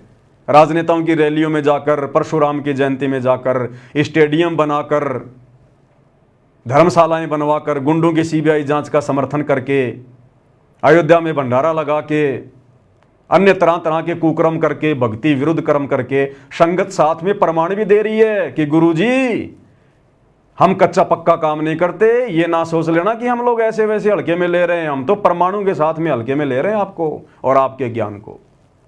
इन घटनाओं के माध्यम से संगत गुरुजी को सबूत भी दे रही है, जो सबूत सात संगति के माध्यम से फिर आप लोगों को दिखाए जाते हैं, बताए जाते हैं। और इन्हीं सबूतों के आधार से, इन्हीं वीडियोज के आधार से आने वाले समय में भगत समाज में गुरुदेव के कलयुगी परिवार को, उनके बेटा बेटी, भाई बंधु, रिश्तेदारों को, इन कोऑर्डिनेटरों को, नामदान संचालकों को, आश्रम संचालकों को, जो एक ही थाली के चट्टे बट्टे हैं, मर्यादा तोड़कर काल की गोद में बैठे हैं, संगत की मर्यादा तोड़वा रहे हैं, आने वाले इतिहास में इनके वंशजों तक को बोलने नहीं दिया जाएगा। इतना बड़ा दाग इन लोगों ने अपने गुरु के साथ में गद्दारी करके अपने ऊपर लगवा लिया है। आने वाले इतिहास में इनको बोलने नहीं दिया जाएगा। बोलने आगे मंत्री जी क्या कुछ और कह रहे हैं, ध्यान से सुनिएगा। आपने उसका शब्द सुना ही नहीं जो धुनीदास ने कहा। अगर आप वो शब्द सुन लेते तो आपका ये बात कहनी होती, होले सुहागण सुरता त्यार, मालिक घर जाना से। अरे होले न होले सुरता त्यार, मालिक घर जाना से। नाले धोले ओढ़ पैर ले कर 16 श्रृंगार। इस गहरा समझना, इसका शब्द का मतलब समझना। नाले धोले ओढ़ पैर ले कर 16 श्रृंगार। अरे आज नहीं तो तड़के परसों आएंगे तेरे लेवनहार, मालिक घर जाना से। ये शब्द किसने गाया? ये धुनीदास जी ने, कबीरपंथी। अरे मंत्री जी एक बार बोल देते। धुनीदास जी से ज्यादा तो ये शब्द सतगुरु रामपाल जी ने गाया। सतगुरु रामपाल जी ने, कबीरपंथी धुनीदास जी ने गाया ये शब्द। सतगुरु रामपाल जी का कोई नामो निशान नहीं, क्योंकि मंत्री जी को शर्म आ रही है। शर्म आ रही है मंत्री जी को कि जेल में बैठे हुए एक व्यक्ति का मैं कैसे नाम लूं। जब ये वीडियो हरियाणा की जनता में जाएगा तो लोग क्या सोचेंगे मेरे बारे में, कि एक जेल में बैठे हुए, देशद्रोह का मुकदमा लगवाकर जेल में बैठे हुए व्यक्ति की मंत्री जी प्रशंसा कर रहे हैं। जनता मेरे बारे में क्या सोचेगी? मंत्री जी अपनी इज्जत रक्षा के लिए सतगुरु रामपाल जी का नाम तक नहीं ले रहे, जबकि धूणी दास जी से ज्यादा शब्द ये सतगुरु रामपाल जी ने अपने प्रवचनों में गाया, संगत में गाया। और कबीर परमात्मा का ये शब्द है जो धूणी दास जी ने गाया, कैसा सिला दिया तूने मेरे प्यार का, यार ने ही लूट लिया घर यार का। जैसे ही राजनेताओं का सवार सिद्ध हुआ, रैली समाप्त हुई, कोई नामो निशान नहीं संत रामपाल जी का, ना उनकी संगत का। और जाओ रैलियों में और कराओ अपने गुरु जी की बदनामी, तोड़ो अपनी मर्यादाएं जम के। गुरु यही देख रहा है बैठा बैठा कि ये काल इनको कितना नीचे गिरा सकता है, ये लोग मूर्खता की किस हद तक पराकाष्ठा पार कर सकते हैं। तो मंत्री जी कह रहे हैं कि आपने वो शब्द सुना ही नहीं जो धूणी दास जी ने गाया, कबीर पंथी ने। और मंत्री जी वो शब्द गा रहे हैं कि होले सुहागन सुनता त्यार मालिक घर जाना है, नाले धोले ओड पैरले कर सोला श्रृंगार, आज नहीं तो तड़के परस्यों आवेंगे तेरे लणी हार, मालिक घर जाना है। और मंत्री जी कह रहे हैं इसकी गहराई को समझना, जबकि इस शब्द की गहराई का मंत्री जी को भी नहीं पता। अगर इस शब्द की गहराई का मंत्री जी को पता होता तो मंत्री पद को 2 मिनट में ठोकर मार देते, 2 मिनट में, और भक्ति मार्ग में आ जाते, यथार्थ कबीर पंथ में। अब मंत्री जी को भी इसका मतलब समझाएंगे और वीडियो देख रहे भाई बहनों को भी इसका मतलब समझाएंगे, जो शब्द सतगुरु रामपाल जी ने गाया भी और बखूबी समझाया भी। तो गुरुदेव के आशीर्वाद से ये पवित्र पुस्तक छपी है, सतगुरु शब्द महिमा संग्रह। इसमें लगभग गुरुदेव के ज़्यादातर शब्दों को संग्रहित किया गया है। तो गुरुदेव की महिमा करते हैं। मंत्री जी ने हमें एक मौका दे दिया, क्योंकि मंत्री जी तो सामने वाले को इस शब्द का अर्थ समझा नहीं पाए, लेकिन आप और हम सतगुरु रामपाल जी के भक्तों को जिस प्रकार से गुरुदेव ने समझाया है, हम समझाने का प्रयास करेंगे। बंदी छोड़ सतगुरु रामपाल जी परमेश्वर जी की जय हो। होले सुहागण सुरता त्यार मालिक घर जाना है तू तो, होले सुहागण सुरता त्यार मालिक घर जाना है तेरा, सुन शिखर भर तार मालिक घर जाना है तेरा, सुन शिखर भर तार मालिक घर जाना है। परमात्मा आत्मा को जगा रहे हैं, आत्मा को चेता रहे हैं कि हे प्यारी आत्मा, तुझे असंख्य जन्म हो गए इस काल की गंदी राजनीति में, गंदी व्यवस्था में सड़ते हुए। कितनी बार तू राजा बना, महाराजा बना, देव पद को प्राप्त हुआ, ब्रह्मा विष्णु महेश तक के पद भी तूने प्राप्त किए हैं। तू सुरग भी गया, महासुरग भी गया, उसके बाद इस काल ने तेरे को लक 84 में गधा कुत्ता सुअर भी बनाया। करोड़ों जन्म तेरे राजा के हुए, कोटि जन्म तू राजा की न्या, मिटी न मन की आशा, भिक्षुक होकर दर दर घूम लिया, मिला न निर्गुण राशा। अर्थात ये आत्मा युगों युगों से हर प्रकार से दुखी हो चुकी है, भक्ति कर करके, तपस्याएं कर करके, हर प्रकार के यत्न किए परमात्मा प्राप्ति के लिए, लेकिन वो परमात्मा नहीं मिला। और जब वो परमात्मा आता है गुरु रूप में, सतगुरु रूप में, उस समय परमात्मा ज्ञान देता है, तत्व ज्ञान देता है, सृष्टि रचना बताता है, शास्त्रों का निष्कर्ष निकाल के बताता है। और उसके बाद गुरुदेव फिर उन आत्माओं को कहता है कि होले सुहागण सुरता त्यार, सुरता यानी आत्मा, कि इतने वचन सुनकर, इतने प्रवचन सुनकर, इतना ज्ञान लेकर, इस काल के दुखों से परिचित होकर, हे आत्मा अब तो तू तैयार हो जा उस मालिक के घर चलने के लिए, शतलोक चलने के लिए। तेरा भरतार, तेरा पति, आत्मा का पति परमेश्वर कबीर साहेब, जो वर्तमान में सतगुरु रामपाल जी के रूप में धरती पर प्रकट हैं, परमेश्वर कह रहे हैं तेरा पति गुरु रूप में भूमिका करते हैं परमात्मा अपने आप को छुपाते हुए, और कह रहे हैं तेरा पति, तेरा परमेश्वर शून्य शिखर में सबसे ऊपर टॉप मोस्ट पैलेस पर शतलोक में बैठा है वो कबीर परमात्मा सिंहासन पर। चल मेरे साथ में, वहां जी भर के उसके दर्शन करना, उसकी सेवा करना, अखंड सुख भोगना शतलोक में। वहां ना गधा बनना, ना कुत्ता बनना, ना सुअर बनना, ना कोई राजनेता बनना, ना कोई रैलियों की चिंता, कोई टेंशन नहीं वहां पर। तो आत्मा को जगा रहे हैं। होले सुहागण सुरता त्यार, मालिक घर जाना है तू तो। होले सुहागण सुरता त्यार, मालिक घर जाना है तेरा, सुन शिखर भर तार, मालिक घर जाना है। अब आगे जो लाइन मंत्री जी ने गा के सुनाई लेकिन अर्थ नहीं बताया। नाले धोले ओड पैर लेकर 16 श्रृंगार, नाले धोले ओड पैर लेकर 16 श्रृंगार, आज नहीं तो तड़के परस्यों आवेंगे तेरे लैणी यार, मालिक घर जाना है तू तो। होले सुहागण सुरता त्यार, मालिक घर जाना है तेरा, सुन शिखर भर तार, मालिक घर जाना है।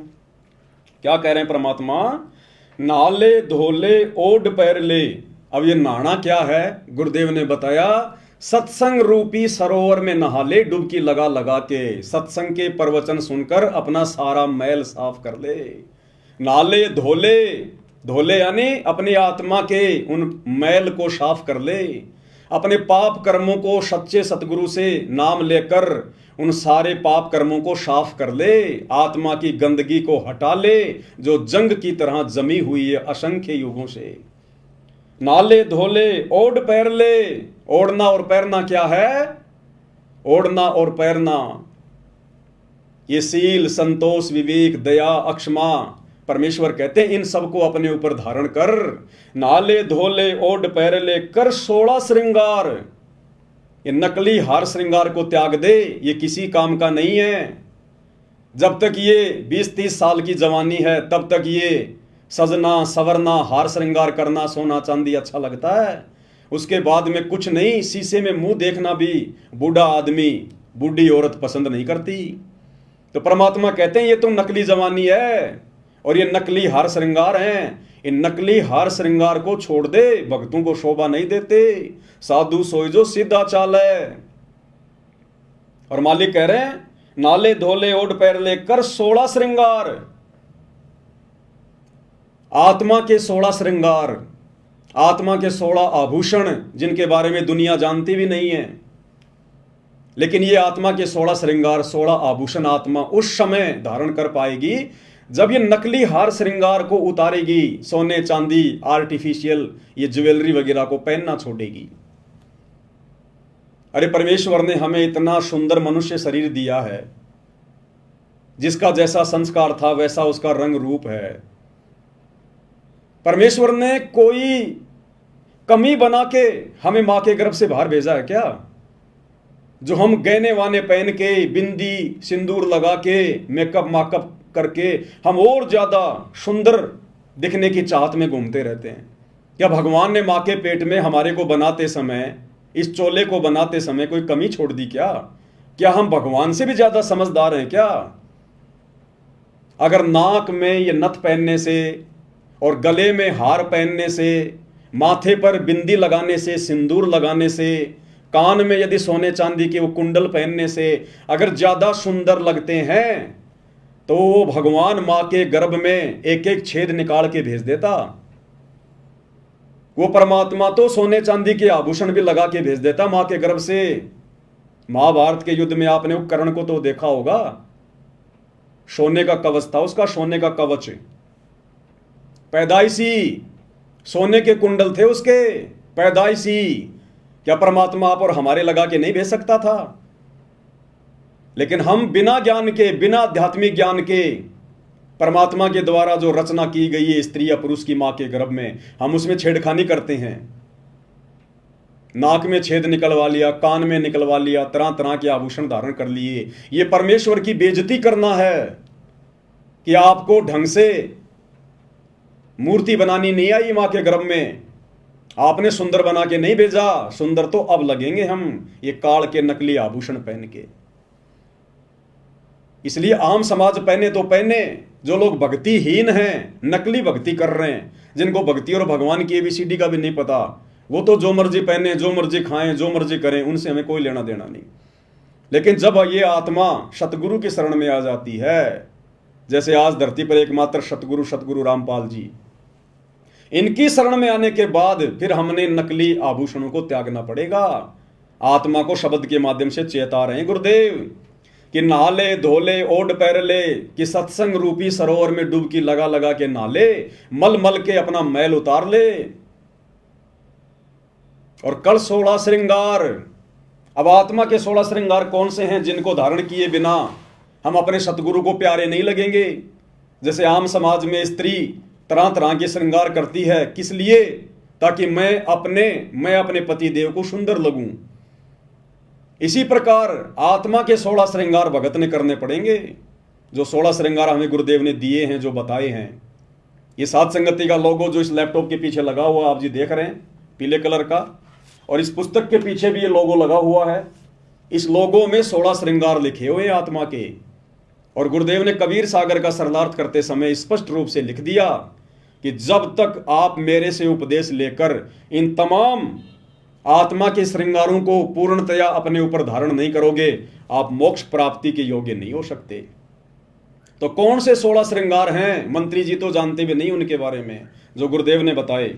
सबसे पहला, भक्ति कर निज जीव उबारे, यानी सतगुरु से नाम दीक्षा लेकर ज्ञान को आधार बनाकर भगत का एक ही टारगेट होना चाहिए कि किस प्रकार से मेरा आत्म कल्याण हो, मेरे जीव का कल्याण हो, मैं 84 लाख योनियों में जाने से बचूं।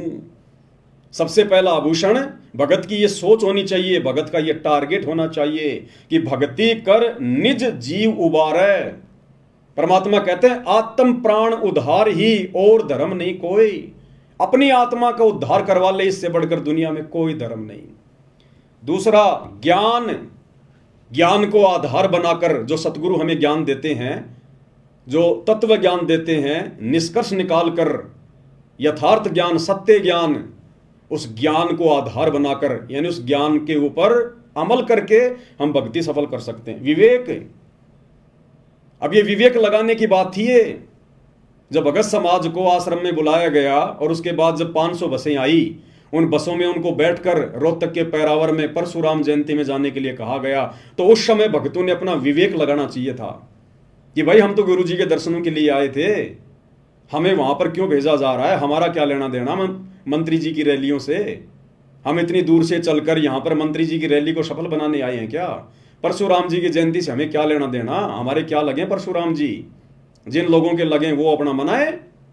जब दुनिया वाले हमारे गुरु जी का प्रकट दिवस मनाने के लिए आश्रम में नहीं आ रहे, तो हम परशुराम जी की जयंती मनाने क्यों जाएं भाई? तो यहां पर भक्तों ने विवेक का इस्तेमाल करना चाहिए था, लेकिन नहीं किया। चौथा, सत्य, भगत को हमेशा सत्य भाषण करना चाहिए। सत्य बोलने में जो भी कठिनाई आती है, गुरुदेव ने बताया, भगत का तप बनता, तप भक्ति बनती है। तो भगत ने हमेशा सत्य भाषण करना चाहिए। शांति निज धर्मा, भगत ने अपने जीवन में शांति को लाना चाहिए। हड़बड़ाहट में नहीं जीना चाहिए, जल्दबाजी में फैसले नहीं लेने चाहिए। शांति रखनी चाहिए भगत ने अपने गुरुदेव पर विश्वास करके कि मैं बिल्कुल पावरफुल हाथों में हूं, सतगुरु के हाथों में आ गया, मैं तो सतगुरु की जो है वो कठपुतली हूं, मेरा तो आत्म कल्याण निश्चित है, मेरा अब कुछ नहीं बिगड़ सकता, काल का विधान मेरे ऊपर लागू नहीं है जब तक मैं गुरु की मर्यादा में रह के भक्ति करूंगा। तो इन सारी बातों को सोचकर भगत ने अपने जीवन में शांति लानी चाहिए कि मेरा तो आत्म कल्याण निश्चित है। जब भगत को ये पूरी तरह से कन्फर्म हो जाएगा कि मेरा आत्म कल्याण निश्चित है, तो फिर चिंता किस बात की होगी, फिर टेंशन किस बात की होगी। आदरणीय गरीबदास जी ने कहा कि अजब नगर में ले गए हमको सतगुरु आण, और जिलके बिंब अगाध गति हम सूते चादर ताण। जब आदरणीय गरीबदास जी कबीर परमात्मा के साथ में गए, सतलोक देख कर आए, जब सारी व्यवस्था देख ली अपनी आंखों से कि हाँ बिल्कुल सत्य, परम सत्य, हम तो काल के जाल में फंसे हुए हैं, ये काल हमें 84 में ठोकता है, नरक में ठोकता है, थोड़े बहुत दिन के लिए राजा महाराजा बना देगा, देवता बना देगा, उससे ज़्यादा कष्ट फिर ये नरक में देता है। फिर ऊपर सतलोक में गए, वहाँ के सुख देखे, ठाट बाट देखे। उसके बाद उनको कन्फर्म हो गया कि जिल के बिंब अगाध गति, हम सूते चादर ताण, कि अब हमें कोई चिंता नहीं है, हमारा आत्म कल्याण तो निश्चित है। तो इसी प्रकार वर्तमान में सतगुरु रामपाल जी भगवान अपने सत्संग सुना सुनाकर हमें सतलोक दिखा रहे हैं। सतलोक का वर्णन करके हमने अपने बाप के वचनों पर विश्वास करना पड़ेगा, तब हमारी भक्ति सफल होगी। हर किसी को सतलोक नहीं दिखाएगा परमात्मा। उन आत्माओं को केवल अपना गवाह बनाना था, इसलिए सतलोक दिखाया। वर्तमान में सबको नहीं दिखाएगा। हमने उस सुयोग्य बेटी की तरह अपने बाप के ऊपर विश्वास करना पड़ेगा। जिस बेटी का बाप अपनी बेटी का रिश्ता तय करके आता है और आकर उसकी माँ को बताता है कि ऐसा ऐसा घर है, ऐसा ऐसा लड़का है, ऐसा उसका बिजनेस है, और लड़की कान लगाकर सुनती रहती है। लड़की अपने बाप के ऊपर अविश्वास नहीं करती कि मेरा बाप है, ये मेरे भविष्य का फैसला आंख बंद करके नहीं करेगा। और वो बेटी आंख बंद करके उस पराये घर में चली जाती है अपने बाप पे विश्वास करके। तो हमारा बाप, आत्मा का बाप सतगुरु रामपाल जी भगवान, ये कबीर परमात्मा, और ये तो हमें बिल्कुल प्रमाणित सत्य बता रहे हैं। ये भी नहीं कह रहे कि खाली मेरी बातों पे यकीन करो। देखो तुम्हारी गीता, वेद, कुरान, पुराण, बाइबल में, और उसके बावजूद भी अगर हम विश्वास नहीं करेंगे, चादर तान के नहीं सोएंगे, तो हमारे जीवन में फिर शांति कैसे आएगी। तो हमने गुरु के वचनों पर विश्वास करके संसार की व्यवस्था से हटके अपने अंदर शांति पैदा करनी पड़ेगी। तो पांचवा क्या लक्षण बताया गुरुदेव ने? शांति निज धर्मा। छठा संतोष। जब इतना सब कुछ क्लियर हो जाएगा, ज्ञान को आधार बना के भक्ति करेंगे, गुरु जी के वचनों पे चलेंगे, हर प्रकार से मर्यादा में रहेंगे, तो संतोष तो फिर ऑटोमेटिक आएगा। ये तो फिर बायो प्रोडक्ट है, ऑटोमेटिक फिर हमारे अंदर संतोष पैदा हो जाएगा। जब इतना ज्ञान हो जाएगा, जब इतना बुद्धि विवेक से हम भक्ति मार्ग के फैसले लेंगे, तो फिर संतोष तो ऑटोमेटिक पैदा होगा। प्रेम भाव, अपने सतगुरु में प्रेम भाव, अपने बच्चों में भी प्रेम, माता पिता में भी प्रेम, लेकिन वो प्रेम अलग है। सतगुरु से हमने विशेष प्रेम करना है। अपने परिवार में, समाज में, रिश्तेदारी में तो केवल इतना ही प्रेम करना है कि हमारा बस काम निकल जाए। भाई मीठा बोलना, प्यार से बोलना, लड़ाई झगड़ा ना करना, किसी की आत्मा ना दुखाना, ये वाला प्रेम तो हमने यहां करना है जब तक हम इस शरीर में। लेकिन विशेष प्रेम, बिना प्रेम पावे नहीं चाहे कोटि समाधि ला। सतगुरु में हमारा विशेष प्रेम होना चाहिए। मर मिटने वाला प्रेम, मर मिटने वाला प्रेम, समर्पण वाला प्रेम, पतिव्रता भाव वाला प्रेम, केवल सतगुरु में। बिना प्रेम पावे नहीं चाहे कोटि समाधि ला। तो सतगुरु में हमने प्रेम भाव जो है वो पैदा करना है। परमात्मा कहते हैं ना भाई, प्रेम भाव सतगुरु में हो जा, फिर सहजे अमृत पाए। फिर बड़ी आसानी से हमें सतलोक के आनंद भोगने का सुख मिलेगा। अगला है धीरज। भगत के अंदर धैर्य होना चाहिए, जल्दबाजी नहीं होनी चाहिए भगत के अंदर। हमें किसी ने किसी के बारे में कुछ कह दिया, हमने तुरंत उसका जवाब दे दिया, बात बिगड़ जाएगी। परमात्मा कहते हैं सुनो सबकी, करो मन की, जो ज्ञान दे रखा ना उस आधार से फैसले लो। अगर तुम सतगुरु शरण में हो, मर्यादा में हो, तुम्हारी चाहे कोई लाख निंदा चुगली करे, पीठ पीछे लाख तुम्हारी बुराई करे, तुम्हारा वो कुछ नहीं बिगाड़ पाएगा। ये धोखाधड़ी समाज की, जंतर मंत्र, ये तंत्र सतगुरु के भगत के ऊपर लागू नहीं होते। परमात्मा हमें असुर निकंदन रमणी में लास्ट में क्या बताते हैं रक्षा मंत्र में? सतगुरु शरण शरणाई, शरण गए कुछ भय नहीं व्यापे, काल जाल भय मिट जाई, रोग शोग छल छिद्र न व्यापे, सन्मुख न ठहराई, और जहर अग्नि तन निकट ने आवे, दूरी जात रंगाई, वीर बेताल बाण ना लागे, यम के कोट डहाई, 98 पुण्य मूठ ना लागे, उल्ट तही दरखाई। अगर हमारे साथ कोई धोखा करेगा, अगर हमारे ऊपर कोई जादू जंतर करवाएगा, कोई मूठ छोड़ेगा, कोई वशीकरण यदि वो करवाएगा, तो परमात्मा कहते हैं अगर तुम मेरी शरण में हो और मर्यादा में हो, तो उल्टा उसी के ऊपर वो प्रहार करेगी। वो शक्ति तुम्हारा बाढ़ भी वाका नहीं कर पाएगी, आग भी तुम्हें जला नहीं सकती। जो सतगुरु के भगत होंगे, जो मर्यादा में होंगे, तो ये ऑटोमेटिक हमारे अंदर फिर धैर्य उत्पन्न होगा, धीरज उत्पन्न होगा कि हम किसी का बुरा, इस ज्ञान को आधार बनाकर, गुरु से डरकर हम किसी का बुरा शोपन में नहीं कर सकते। और हमारे साथ यदि कोई बुरा करना चाहेगा, धोखाधड़ी करना चाहेगा, तो सतगुरु होने नहीं देगा।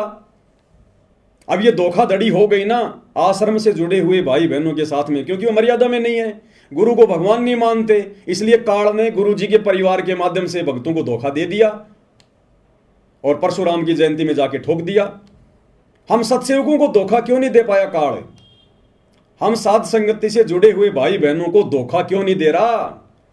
क्योंकि हम गुरु को परमात्मा मानकर मर्यादा में रह के भक्ति कर रहे हैं, तो गुरु हमारे साथ धोखाधड़ी होने नहीं देगा। तो धीरज। अगला है मित्र सम सबको चित धारे, सबको मित्र भाव से देखे। यहां हमारा कोई शत्रु नहीं है। इस तत्व ज्ञान से हमें पता चलेगा कि हमारा पिता एक ही है, कबीर भगवान, जो वर्तमान में सतगुरु रामपाल जी के रूप में धरती पर प्रकट है। और गुरुदेव हमें बारंबार शिक्षा देते हैं कि बच्चों, अगर आपने भक्ति सफल करनी है तो अपने गुरु के, अपने परमात्मा के पद चिन्हों पर चलना पड़ेगा। कबीर खड़ा बाजार में मांगे सबकी खैर, ना काहू से दोस्ती ना काहू से बैर। एक शत्रु एक मित्र है, भूल पड़ी रे प्राण, यम की नगरी जाएगा शब्द हमारा मान।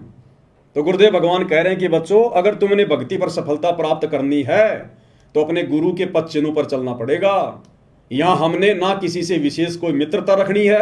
अगर भगत ने यहां पर किसी के साथ विशेष मित्रता रखी तो परमात्मा कहते हैं कि काल उसको त्रिकुटी पर ठगेगा, उस मित्र के रूप में ठग लेगा उसको। और किसी से बैर भाव तो हमने रखना ही नहीं, यहां पर शत्रु भाव तो रखना ही नहीं। शत्रु भाव रखेंगे तो हमारी आत्मा पाक साफ नहीं हो पाएगी, निर्मल नहीं हो पाएगी, फिर भी हम काल के जाल में रह जाएंगे। तो ना हमारा यहां कोई मित्र है, ना हमारा यहां कोई शत्रु है। हमारा एक ही मित्र है, हमारा गुरु, हमारा सतगुरु। तमेव माता च पिता तमेव, तमेव बंधु च सखा तमेव, और तमेव विद्या च द्रविणम तमेव, तमेव सर्व मम देव देव। हमारा केवल एक ही है, सतगुरु, बाकी हम यहां पर लावारिश हैं। तो मित्र सम सबको चित धारे, ये भी भगत के अंदर लक्षण होना चाहिए। ये आत्मा के श्रृंगारों की बात हो रही है। अगला है त्याग। एक भगत के अंदर मोक्ष प्राप्ति के लिए त्याग की भावना होनी चाहिए। अपने सतगुरु के चरणों में सब कुछ समर्पण करने की, त्याग करने की भावना होनी चाहिए। हमने रिहर्सल करनी है जीवित मर के। जीवित मरने का मतलब है हमने यहां किसी भी चीज में कोई विशेष इच्छा जाहिर नहीं करनी। दूसरों की देखा देखी हमने अपने मन को अशांत नहीं करना, विचलित नहीं करना। अगर कल गुरुजी आ गए विमान लेके कि बेटा चल सतलोक, क्या हम सब कुछ त्यागने को तैयार हैं? क्या हमें इस कदर ज्ञान हो चुका है कि हम इस काल की नश्वर संपत्ति को अपना नहीं मान रहे? हम एक पल में सब कुछ छोड़ने को तैयार हैं या नहीं है? तो हमने रिहर्सल करनी है ये, गुरु के सत्संग सुनकर, ज्ञान को आधार बनाकर, साध संगति के माध्यम से, कि ना जाने मेरा लेने वाला, मेरा लणिहार वो कब आ जाए और मुझे उसके साथ में चलना पड़ जाए। जब लड़की का लणिहार आ जाता है उसको लेने के लिए और वो लड़की सब कुछ छोड़ छाड़ देती है 2 मिनट में, लेके अपना बक्सा और अपने पति के साथ में चल पड़ती है। जिस माँ बाप ने उस लड़के को 20 साल तक पाला पोसा, उसकी जरूरतों को पूरा किया, अब उस लड़के का विशेष प्रेम अपने पति में बन गया। पति में, उस पति के लिए अपने माँ बाप के घर को भी छोड़ देगी, अपने सास ससुर को भी छोड़ देगी। जब न्यारे होते हैं, 2 भाई अलग अलग होते हैं, तो 2 मिनट में वो लड़की सबको छोड़ छाड़ के और अपने पति की तरफ जाके खड़ी हो जाती है। तो इस काल लोक को जो गुरुदेव ने दिखा दिया, बता दिया, ये खोकापुर झूठा लोक, हर चीज नश्वर, ये नष्ट होता है। असंख्यों बार यहां पर महाप्रलय हो चुकी है, सब कुछ नष्ट हो जाता है, मिट्टी मिट्टी हो जाता है। फिर यहां हमारा है क्या? तो गुरुदेव कह रहे हैं आपके अंदर इतनी त्याग की भावना होनी चाहिए, इतनी प्रबल, कि मेरे गुरु के एक इशारे पर सब कुछ छोड़ छाड़ के, आत्मा से छोड़ना पड़ेगा, शरीर से नहीं। शरीर से तो सबका ही छूटता है मरने के बाद में। जिसने जीवित मरने की रिहर्सल कर ली, जिसने ज्ञान को आधार बना के कि यहां मेरा कुछ नहीं है, ये 21 ब्रह्मांड तो मेरे बाप ने, सतगुरु रामपाल जी भगवान ने काल को भीख में दिए उसकी तपस्या के बदले। अगर इसी 21 ब्रह्मांड की संपत्ति पर भी यदि किसी का अधिकार है तो काल का अधिकार है, मेरा नहीं है। ये मेरा देश नहीं है, मेरा घर नहीं है। होले सुहागण सुरता त्यार मालिक घर, जाना है तेरा सुन शिखर बरतार। हमारा पति ये काल नहीं है, हमारा पति कबीर साहब है, जो वर्तमान में सतगुरु रामपाल जी के रूप में हमें लेने के लिए आए हुए हैं। तो परमेश्वर कह रहे हैं भगत के अंदर त्याग की भावना भी होनी चाहिए, वैराग, हमारे अंदर वैराग उत्पन्न होना चाहिए, हमारी आंखों से आंसू निकलने चाहिए सतगुरु को याद करके, काल के दुखों को याद करके, सतलोक के सुखों को याद करके। हमारे अंदर वैराग्य उत्पन्न होना चाहिए अपने गुरु जी के प्रति, अपने महबूब के प्रति, कि परमेश्वर आपने कैसे दया बख्शी, अनंत युगों से परमात्मा आप हम नीचों के पीछे भटक रहे हो, हमारे लिए इस गंदे लोक में आकर, जिस लोक की तरफ सतलोक जाने के बाद कोई देखना भी पसंद नहीं करता, आप इस गंदे लोक में आते हो, यहाँ रहते हो, एक पूरा जीवन लीला करते हो, ये परमेश्वर हम नीचों के लिए। तो इन सब बातों को विचार करके अपने गुरु जी के प्रति प्रेम उमड़ना चाहिए, वैराग्य होना चाहिए। निष्कर्मा, भगत ने कोई भी कार्य निष्क्रम भाव से करना चाहिए। लोभ, लालच, छल, कपट, राग, द्वेष भगत के नजदीक भी नहीं होना चाहिए। गुरुदेव भगवान सत्संगों में समझाते हैं, मैं पवनदास कोई उपदेश नहीं दे रहा, मैं भी आपकी तरह दो कोटि का जीव हूं, मालिक का विधान आपको बता रहा हूं, ये मेरे ऊपर भी लागू है, सब पे लागू है। ये निष्कर्मा और भक्ति हमने निष्कर्म भाव से करनी है। इस भक्ति के प्रतिफल में हमने कोई सांसारिक डिमांड अपने गुरु से नहीं करनी, कोई इच्छा अपने मन में नहीं करनी। दंडवत करते समय, आरती करते समय, मंत्र जाप करते समय, हमारा बाप, हमारा गुरु अंतर्यामी है, उन्हें सब पता है हमें कब किस चीज की आवश्यकता है। और ये सावड़सा सेठ है, सर्वशक्तिमान है, फिर भला इनसे मांगने की जरूरत क्या है। अगर हम मर्यादा में रह के भक्ति करेंगे, अगर भक्ति सही प्रकार से करेंगे, तो गुरु हमें किसी चीज के अभाव में रहने नहीं देगा। गुरुदेव ने हमें बताया कि बच्चों तुम्हें तो मांगना भी नहीं आता, क्या मांगना चाहिए अपने गुरुदेव भगवान से? भक्ति दान मोहे दीजियो देवन के देवा हो, भक्ति दान गुरु दीजियो देवन के देवा हो, जन्म पाया भूलों नहीं करहूं पद सेवा हो। गुरुदेव ने बताया कि तुमने केवल भक्ति मांगनी चाहिए अपने गुरु से, अपने भगवान से, केवल भक्ति। भक्ति में सब कुछ आ गया। गुरुदेव ने एक उदाहरण दिया, एक पिता ने अपने बेटी की शादी कर दी, कुछ समय के बाद में बेटी और उसकी सास का आपस में झगड़ा रहने लगा। तो सास ने अपनी पुत्र वधू के बाप को बुलाया। उसने कहा जी क्यों बुलाया, क्या बात है? बोला जी आपकी जो लड़की है ना इसको ले जाओ आप। बोला जी क्यों, कोई बात भी होगी? बोला जी ये किसी चीज को छोड़ती नहीं है, ये किसी चीज को नहीं छोड़ती है। दही ये खा जाती है, मलाई ये खा जाती है, घी ये खा जाती है, छाछ ये पी जाती है, ये छोड़ती नहीं किसी चीज को। तो उस पिता ने अपनी बेटी से कहा कि बेटी तू एक काम किया कर, तू छिक के दूध पी लिया कर, ये मलाई फलाई घी घा छोड़ दे, तू दूध पिया कर ढंग से। दूध में दही भी आ गया, छाछ भी आ गई, मलाई भी आ गई, मक्खन भी आ गया और घी भी आ गया, तन और कुछ खाने की आवश्यकता नहीं पड़ेगी। तो इसी प्रकार गुरुदेव कह रहे हैं बच्चों तुम मर्यादा में रह के भक्ति कर लो, अपने गुरु के वचन में रह के समाज से संघर्ष करो मर्यादाओं के लिए। तुमने उसके बाद अपने गुरु से या समाज से किसी से कुछ मांगने की जरूरत नहीं पड़ेगी, तुमने हाथ फैलाने की जरूरत ही नहीं पड़ेगी। वो अंतर्यामी तुम्हें समय से पहले देगा, समय से पहले, उसको सब पता है। जब तुम अपने गुरु पर आश्रित हो जाओगे ना, ये जीव अभाव में उसी समय तक रहता है जब तक गुरु के प्रति समर्पित नहीं है। गुरुदेव ने उदाहरण दिया कि एक 6 महीने का बच्चा, साल भर का बच्चा, वो पूर्णतया अपने माता पिता पे जो है वो आश्रित होता है, समर्पित होता है।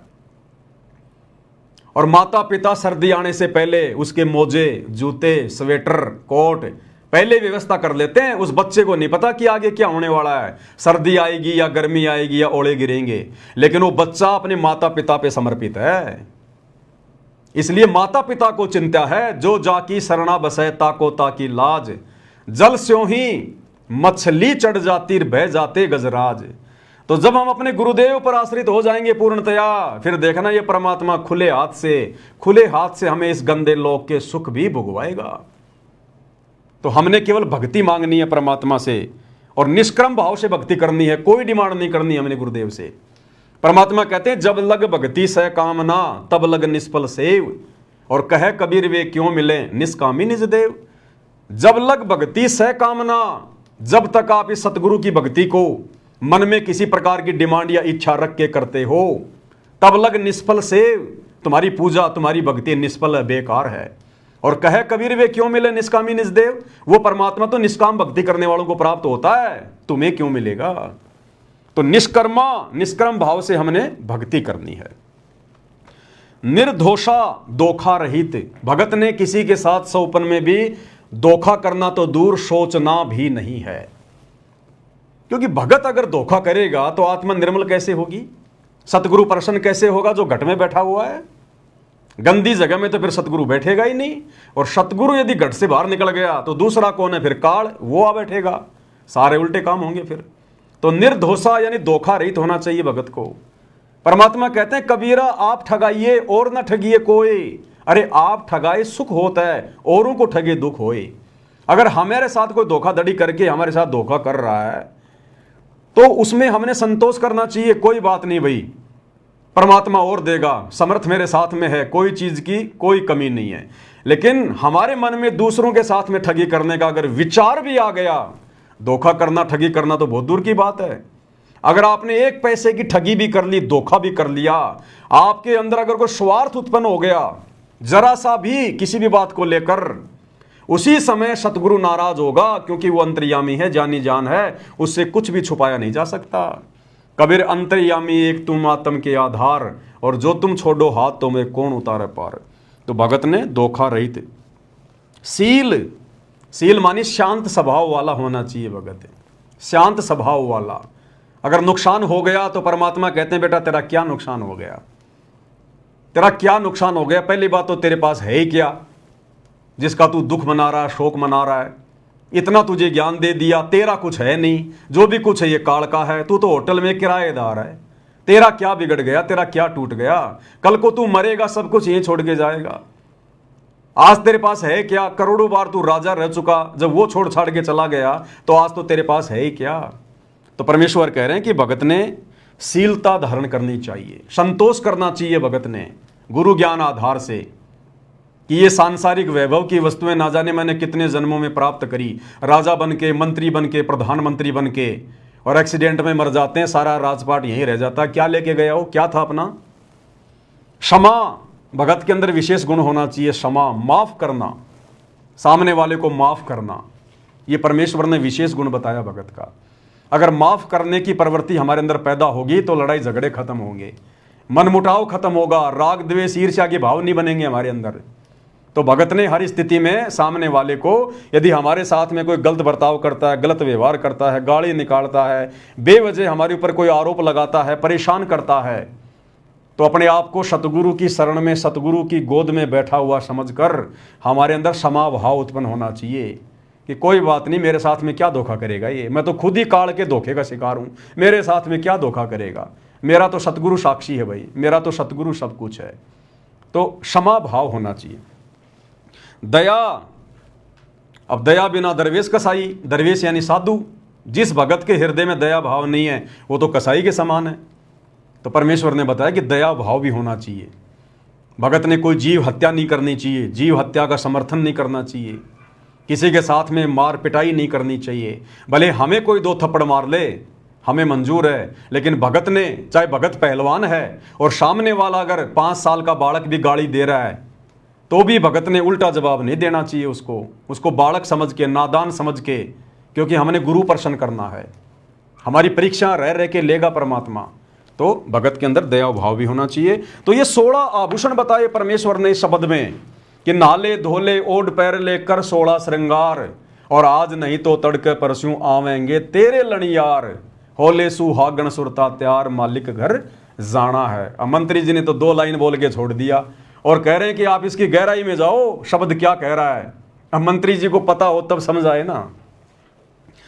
अगली लाइन में क्या कहा परमेश्वर ने, नाले धोले ओढ़ पैर लेकर 16 श्रृंगार, नाले धोले ओढ़ पैर लेकर 16 श्रृंगार, आज नहीं तो तड़के परसों आवेंगे तेरे लैणी यार, मालिक घर जाना है तू तो होले सुहागण सुरता त्यार, मालिक घर जाना है तेरा सुन शिखर भर तार, मालिक घर जाना है। क्या कह रहे हैं? आज नहीं तो तड़के परस्यों आवेंगे तेरे लनिहार। परमेश्वर कह रहे हैं समय रहते सत्संग रूपी सरोवर में नाले, मलमल के आत्मा के पाप कर्म धोले, आत्मा को 16 श्रृंगारों से सुसज्जित करके सतगुरु को प्रसन्न कर ले। अगर तूने ये काम समय रहते नहीं किया तो आज नहीं तो तड़के परस्यों आवेंगे तेरे लेवनहार। वो यम के दूत आएंगे फिर हाथों में लेके लठ, तेरे शरीर से आत्मा निकालने के लिए। वो तेरे लनियार हैं, वो फिर तुझे लेने आएंगे, मार मार के लेके जाएंगे तांबे की धरती पे, गरम गरम धरती पे तेरे को पैदल लेके जाएंगे सोट मारते हुए। पानी मांगेगा तेरे लठ मारेंगे, भोजन मांगेगा तेरे लठ मारेंगे। तो कहते हैं या तो समय रहते सतगुरु की शरण में आकर भक्ति कर ले, ये गंदी राजनीति छोड़ दे, भक्ति का पाठ पढ़ ले, सतगुरु को प्रसन्न कर ले, अन्यथा वो यम के दूत तैयार खड़े हैं, तैयार तेरी दुर्गति करके लेके जाएंगे, दुर्गति करके। अगली लाइन में क्या बताया परमेश्वर ने? तेरे साथ की ये कितनी जाली तू क्यों लारी वार, तेरे साथ की ये कितनी जाली तू क्यों लारी वार।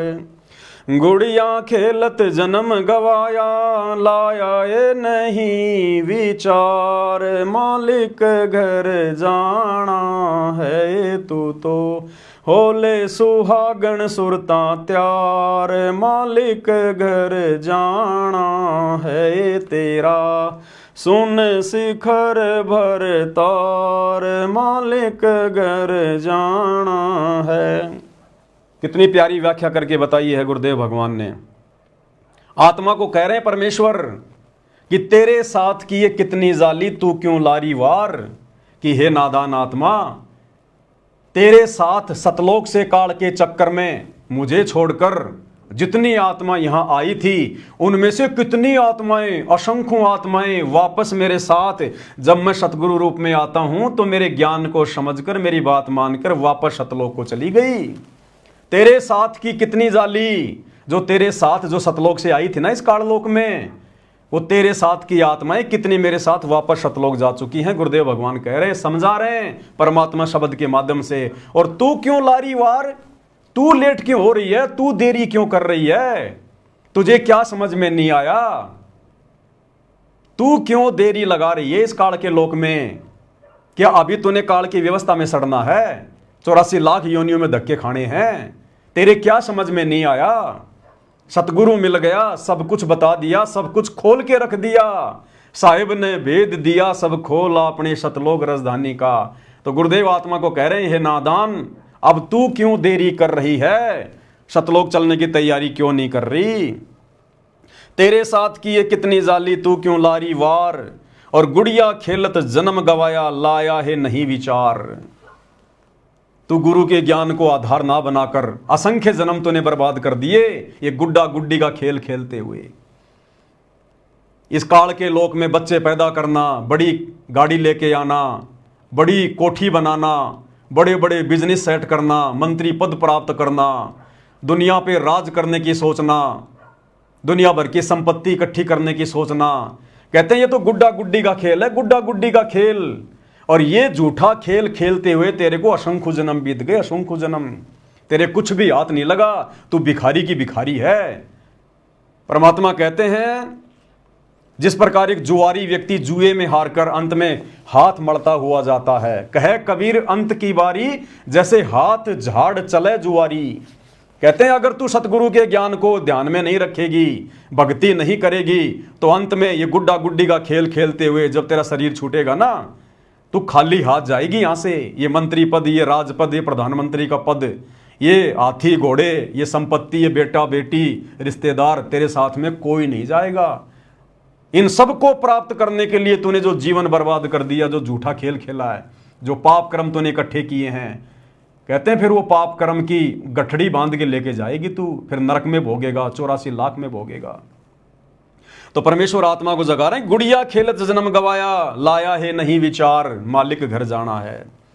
आगे क्या कह रहे हैं गुरुदेव? सतगुरु म्हारे बाणिया है करते बिणज व्यवहार। सतगुरु म्हारे बाणिया है करते बिणज व्यवहार। बिन डांडी बिन पालड़े है तोल दिया संसार। मालिक घर जाना है तू तो होले सुहागण सुरता त्यार। मालिक घर जाना है तेरा सुन शिखर भर तार। मालिक घर जाना है। सतगुरु म्हारे बाणिया है करते बिणज व्यवहार। जो बाणिया होता है, जो लालाजी होता है ना, सेठ वैश्य, वो किस तरह से अपना व्यापार करता है। वो ठगी का काम नहीं करता, एक एक पैसे का हिसाब रखता है। तो कहते हैं हमें जो सतगुरु मिल गए ना, वो बाणिये की तरह हैं और भक्ति रूपी ये बिणज कर रहे हैं। भक्ति का सौदा करने आए सतगुरु। भक्ति मुक्ति के दाता सतगुरु भटकत प्राण फिरंदा। उस साहिब के हुक्म बिना नहीं तरवर पात फिलंदा। तो हमारे सतगुरुदेव ने, हमारे भगवान ने आज ये भक्ति रूपी सौदा बिल्कुल खरा खरा कर दिया। खरा खरा सारे धर्मशास्त्रों का निष्कर्ष निकाल के रख दिया, निचोड़ निकाल के रख दिया। हर धर्म के मानने वाले के धर्मशास्त्रों का खरा खरा सौदा कर दिया। सतगुरु म्हारे बाणिया है करते बिणज व्यवहार। तो ये भक्ति रूपी व्यापार परमेश्वर ने बिल्कुल ऐसा कर दिया है कि 9 मन सूत उलझिया ऋषि रहे जकमार। और सतगुरु ने ऐसा सुलझा दिया, अब उलझे न दूजी बार। जो भक्ति मार्ग के उलझे हुए रहस्यों को धर्मशास्त्रों से सतगुरु रामपाल जी ने सत्संग कर करके सुलझा दिए, सत्संग बना बना के छोड़ दिए। इस कलयुग में नहीं उलझेगा। हाँ, अगर किसी की नीयत नहीं है भक्ति करने की, पार होने की, वो बात अलग है। बाकी सतगुरु ने कोई कमी नहीं छोड़ी भक्ति रूपी व्यापार करने में। हर चीज को बिल्कुल क्लियर आईने की तरह कर दिया कि भैया तुमने देख लो, अब ये तो है काल, ये है 21 ब्रह्मांड, ये है नकली लोक, और तुम सतलोक में रहा करते थे। सृष्टि रचना के माध्यम से बता दिया तुम क्या सुख भोगा करते थे और कैसे तुम काल के साथ नीचे आए, कैसे आज तुम्हारी दुर्गति हो रही है। एक जन्म में तुम्हारे को इंसान बना दिया, स्त्री या पुरुष।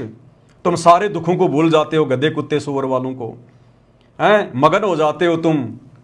जब सतगुरु आता है तो तुम सुनते नहीं, फिर अगले जन्म में गधे कुत्ते बन के फिर तुम रोते हो। फिर तुम्हारा बाप तुम्हारे लिए बार बार यहाँ आता है, भटकता है, तुम्हारे दुख में वो स्वयं भी दुखी होता है।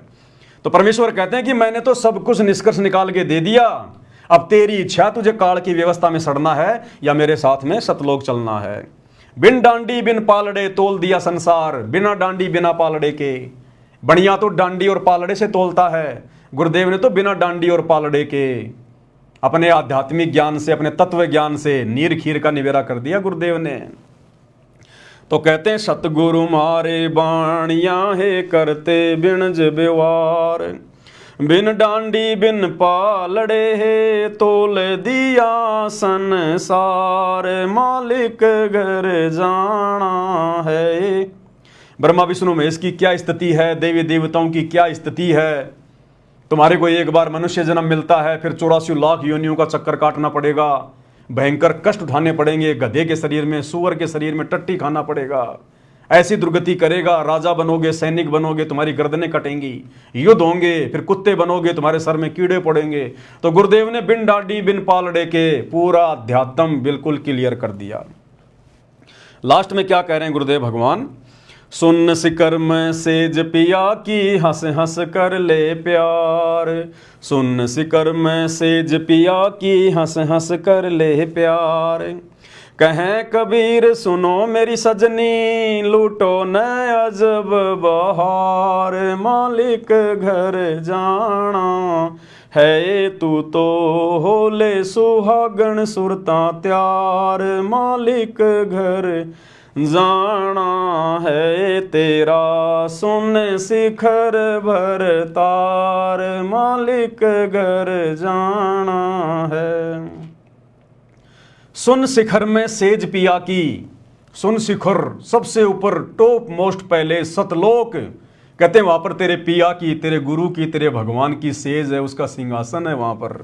और हंस हंस कर ले प्यार, अपने गुरुदेव के लाड लड़ा वहां पर, जितना मर्जी सुख भोग, जितने मर्जी दर्शन कर, तू वहां स्वतंत्र है। वहां कोई पढ़ाई नहीं, कोई लिखाई नहीं, कोई काम धंधा नहीं, कोई रोग नहीं, कोई बीमारी नहीं, कोई छल कपट नहीं, कोई वहां पर कोई गरीबी नहीं, कोई दारिद्रता नहीं, कोई लड़ाई झगड़ा करने वाला नहीं, कोई मुकदमाबाजी करने वाला नहीं, शरीर में रोग नहीं, अखंड सुख है वहां पर। ना ये शरीर वहां बूढ़ा होता, ना वहां पर मृत्यु होती। केवल एक बार जन्म होगा आत्मा का सतगुरु की शब्द शक्ति से, उसके बाद ये आत्मा युवा अवस्था में आ जाएगी, फिर सदा युवा ही रहेगी। ना वो आत्मा कभी मरेगी, ना आत्मा का विनाश होगा, और ना ऊपर के चारों लोकों का कभी विनाश होगा। तो परमेश्वर कहते हैं कि सुन शिखर में सेज पिया की हंस हंस कर ले प्यार, और कहे कबीर सुनो मेरी सजनी, लूटो न अजब बहार, मालिक घर जाना है। कहे कबीर सुनो मेरी सजनी, यानी हम आत्मा है, वो हमारा बाप, हमारा परमात्मा है, वो हमारा सजना है, हम उसकी सजनी हैं, वो हमारा महबूब है, हम उसकी प्रियतमा हैं। आत्मा और परमात्मा का अभेद संबंध है।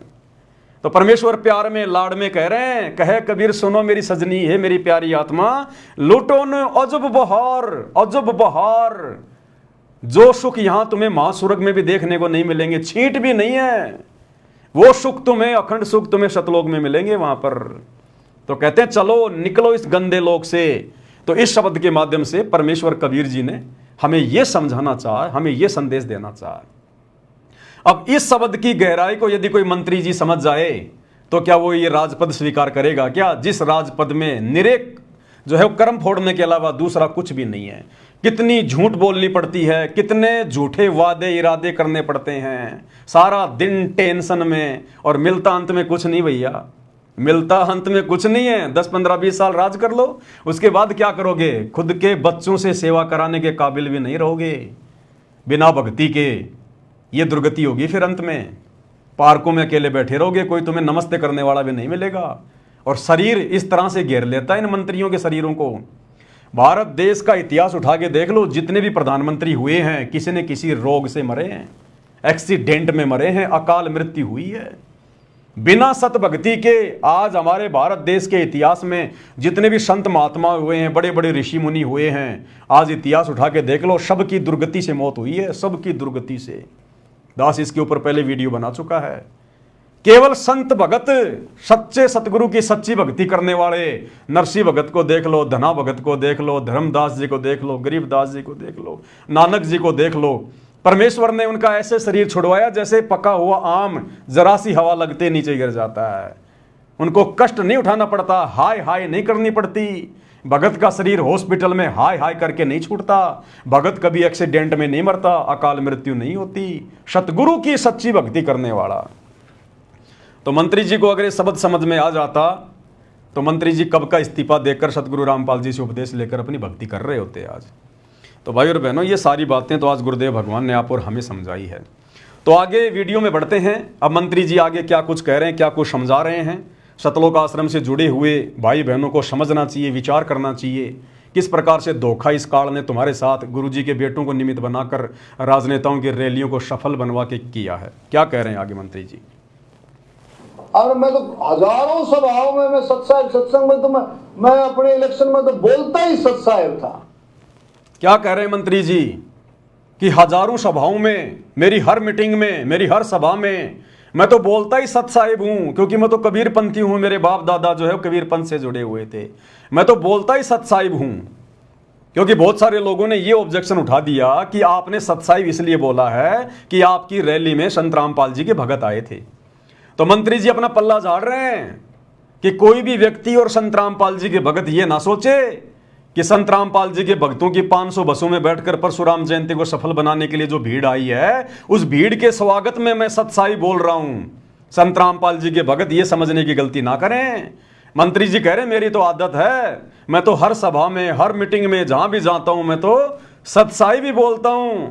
तो ये भी मंत्री जी ने भक्तों के मुंह पे तमाचा मार दिया। जो भगत वहां पर मंत्री जी के मुंह से सतसाहिब सुनकर लट्टू हो रहे थे कि मंत्री जी ने सतसाहिब बोल दिया, गुरु जी का जयकारा लगा दिया।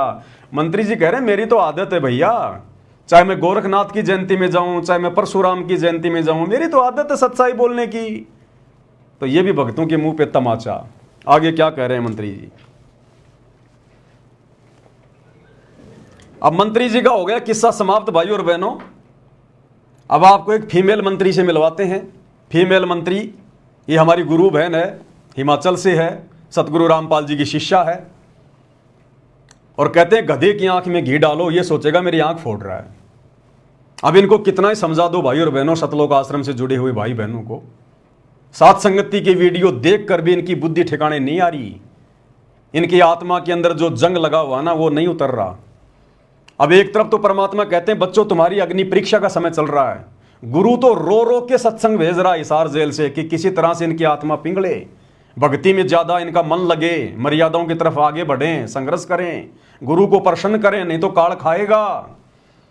ऊपर से सात संगति के माध्यम से परमात्मा ने कई हजारों वीडियो बनवा दिए, उसके बावजूद भी इनके कान पर जूं भी नहीं रेंग रही।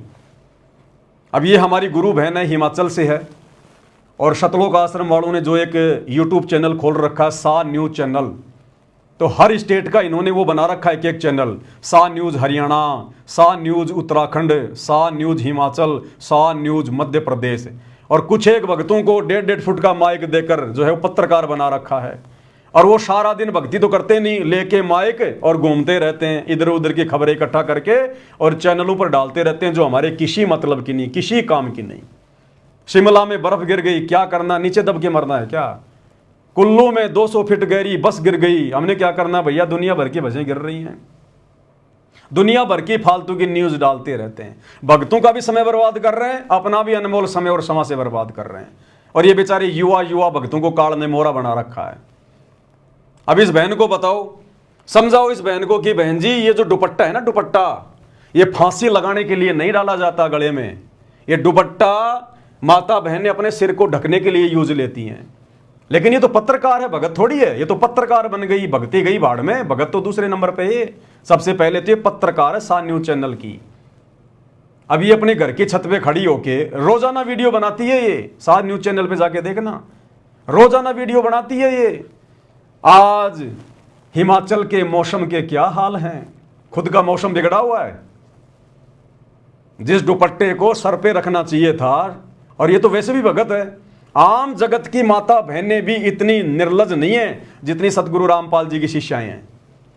आम समाज की माँ बहनें बेटियां भी अपने सर को ढकती हैं कोई वीडियो बनाने से पहले या समाज में कहीं बाहर निकलने से पहले, और ये देखो सरेआम। और अब सुनो मौसम के हाल। वैसे तो सतलोक आश्रम मैनेजमेंट हरियाणा का और उनसे जुड़े हुए अंध भक्तों का पूरा मौसम बिगड़ा हुआ है, लेकिन फिर भी ये मौसम के हाल बता रही है, रोजाना वीडियो बनाती है। अब बताओ हम बैठे कोई राजस्थान में, कोई हरियाणा में, कोई कहां पर, और ये कहते कि हिमाचल के सोलन कोई सिटी है, वहां के मौसम का हाल बता रही है छत पे खड़ी होके, और इस वीडियो को फिर डालेगी। फिर ये सतलोक आश्रम वाले भगत इस वीडियो को देखेंगे और नीचे फिर वो कमेंट्स पढ़ना उन भक्तों के, आश्रम से जुड़े भक्तों के, वेरी नाइस रिपोर्टिंग, वाह बहन जी वाह, very nice, your look very nice, यानी तुम बहुत सुंदर दिखाई दे रही हो, अपनी बहन को कह रहे हैं। और कह रहे हैं तू जो ये वीडियो बना रही है ना, मौसम का हालचाल हमें बता रही है, कहते हैं वेरी नाइस रिपोर्टिंग, वाह मजा आ गया, क्या बताया आपने। और ये आगे से आगे उमंग में बढ़ती जा रही है कि भगत मेरी तारीफ कर रहे हैं, मेरी प्रशंसा कर रहे हैं। ये नहीं पता काल तुम्हारा मौसम बिगाड़ रहा है। क्या कह रही है बहन जी, सुन लीजिएगा। ऐसे न्यूज हिमाचल प्रदेश देख रहे तमाम दर्शकों को मेरा नमस्कार। नमस्कार। मैं दीपशिखा हाजिर हूं आप सभी के सामने।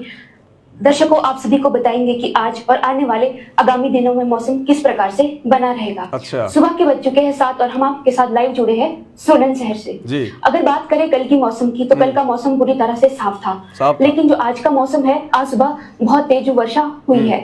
अगर आप करें इस समय जो सोलन शहर की जो ताजा तस्वीरें हैं वो हम आपको दिखाते हैं। दिखाओ। जो सोलन शहर का जो ताजा मौसम है वो इस प्रकार से बना हुआ है। कैसे? जो आसमान में है वो बादल गरज रहे हैं। अच्छा। आप देख सकते हो सोलन शहर की ये ताजा तस्वीरें। अच्छा। मौसम इसी प्रकार से अपना रुख कल से बदल रहा है। अच्छा। आप देख सकते हो कि मेघ गर्जन हो रही है। अच्छा। और जो धीमी धीमी हल्की सी फुहारे बारिश भी लगना शुरू हो चुकी है। अच्छा। चारों तरफ बादल छाए हुए हैं। अच्छा। साथ ही में आप देख सकते हो कि दिखाओ। धीमी सी धूप भी आ रही है। अच्छा। लेकिन अगर सुबह की बात करें तो सुबह बहुत तेज वर्षा सोलन शहर में हुई है। दर्शकों, जिस प्रकार हिमाचल प्रदेश में आजकल मौसम का दौर चला हुआ है, मई का जो पूरा महीना है वो बारिश में निकल गया है। मई का पूरा महीना बारिश में निकल गया। बताओ, पूरा महीना बारिश में निकल गया मई का। तो सुना आपने सतलोक आश्रम से जुड़े हुए भाई बहनों की रिपोर्टिंग। ये कर रहे हैं, ये भक्ति नहीं कर रहे। इनके खुद का भक्ति वाला मौसम बिगड़ा हुआ है और दुनिया को सोलन के मौसम की जानकारी दे रही है। अरे क्या करना हमने यार। अरे हम भक्तों ने क्या लेना देना इस मौसम का। ये तो ऐसे चलता रहता है, सृष्टि का नियम है। ये दुनिया भर के टीवी चैनल रात दिन यही तो दिखाते हैं। तुम भी उन्हीं चीजों में फंस गए। तो ये है सतलोक आश्रम से जुड़े हुए भगत भाई बहनों का मौसम। अब बताओ भाई और बहनों, भक्ति कहाँ है? कहाँ है भक्ति? फालतू के वीडियो, दुनिया भर की बकवाद। कितने भक्तों का समय बर्बाद होगा, कितने भक्तों की सांसें बर्बाद होंगी इन फालतू की वीडियो को देख के, और मिलेगा क्या? अरे भगत बैठा राजस्थान की गर्मी में और सोलन में गिर रही है बर्फ, उसका तो मन दुखी होगा कि राजस्थान में क्यों नहीं गिर रही। ये बहन तो बड़े आनंद ले रही है बर्फ के। ओह, मीठी मीठी फुहारे गिर रही है ऊपर से। बहन कह रही है कि आज का मौसम बादल गरज रहे हैं, तो बादल भौंकेंगे क्या? अरे बादल गरजते तो हैं, भौंकते थोड़ी। ऐसी तो ये रिपोर्टिंग कर रहे हैं। बताओ, अभी भक्ति, बताओ क्या ड्रामेबाजी हो रही है भाई और बहनों। ये काल तुम्हारा मौसम बिगाड़ देगा आने वाले समय में। क्या बताएं भाई और बहनों, बहुत लंबी चौड़ी कहानी है। अब आज की वीडियो को परमात्मा की दया से हम यहीं समाप्त करेंगे, क्योंकि भाई और बहनों, परमात्मा कहते हैं समझों की मति न्यारी, साधो समझों की मति न्यारी। जो गुरु से ज्ञान को समझ चुके हैं ना, उनको तो चिंता हो गई अपने आत्म कल्याण की। इस प्रकार के फालतू की वीडियो बनाना, फालतू की बातें करना, राजनीति की रैलियों में धक्के खाना, वो भगत बिल्कुल सौपन में भी नहीं सोचेगा। कहते हैं संतो समझों की मति न्यारी। जो समझदार हो गए ना भगत, उनकी तो बुद्धि का लेवल ही अलग हो जाता है, उनके विचार ही अलग हो जाते हैं अध्यात्म में। चिंता लगी रहती है 24 घंटे, मीठी मीठी, कि हे भगवान कोई मर्यादा ना टूट जाए, मेरा गुरु मुझसे रुष्ट ना हो जाए। मैंने एक बार सतलोक में रुष्ट किया था, कितनी लंबी सजा भोग रहा हूं, और आज बड़ी मुश्किल से मेरा दाव लगा है। अगर गुरु जरा भी नाराज हो गया तो मेरा मौसम बिगड़ जाएगा फिर। और एक बार मौसम बिगड़ा और बिगड़ा, फिर 84 लाख योनियों में फिर बिगड़ता ही चला जाएगा। तो भाई और बहनों, दया है परमात्मा की, पूज्य गुरुदेव भगवान की।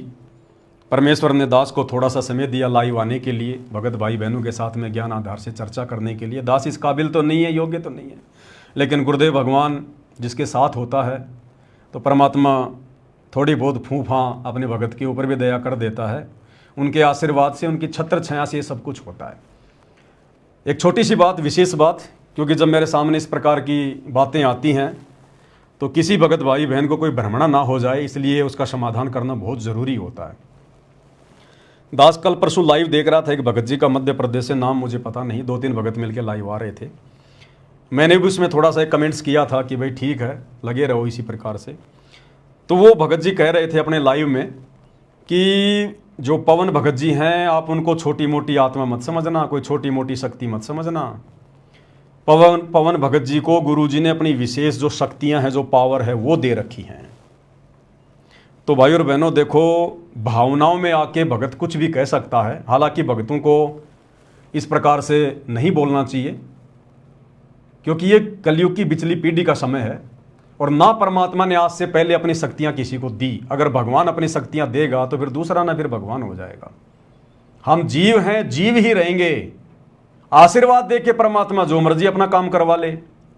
650 साल पहले बनारस के तोताद्री शहर में परमात्मा ने पंडितों के भंडारे में भैंसे राम को आशीर्वाद देकर वेद मंत्र बुलवा दिए, संस्कृत में और हिंदी में अनुवाद भी करवा दिया।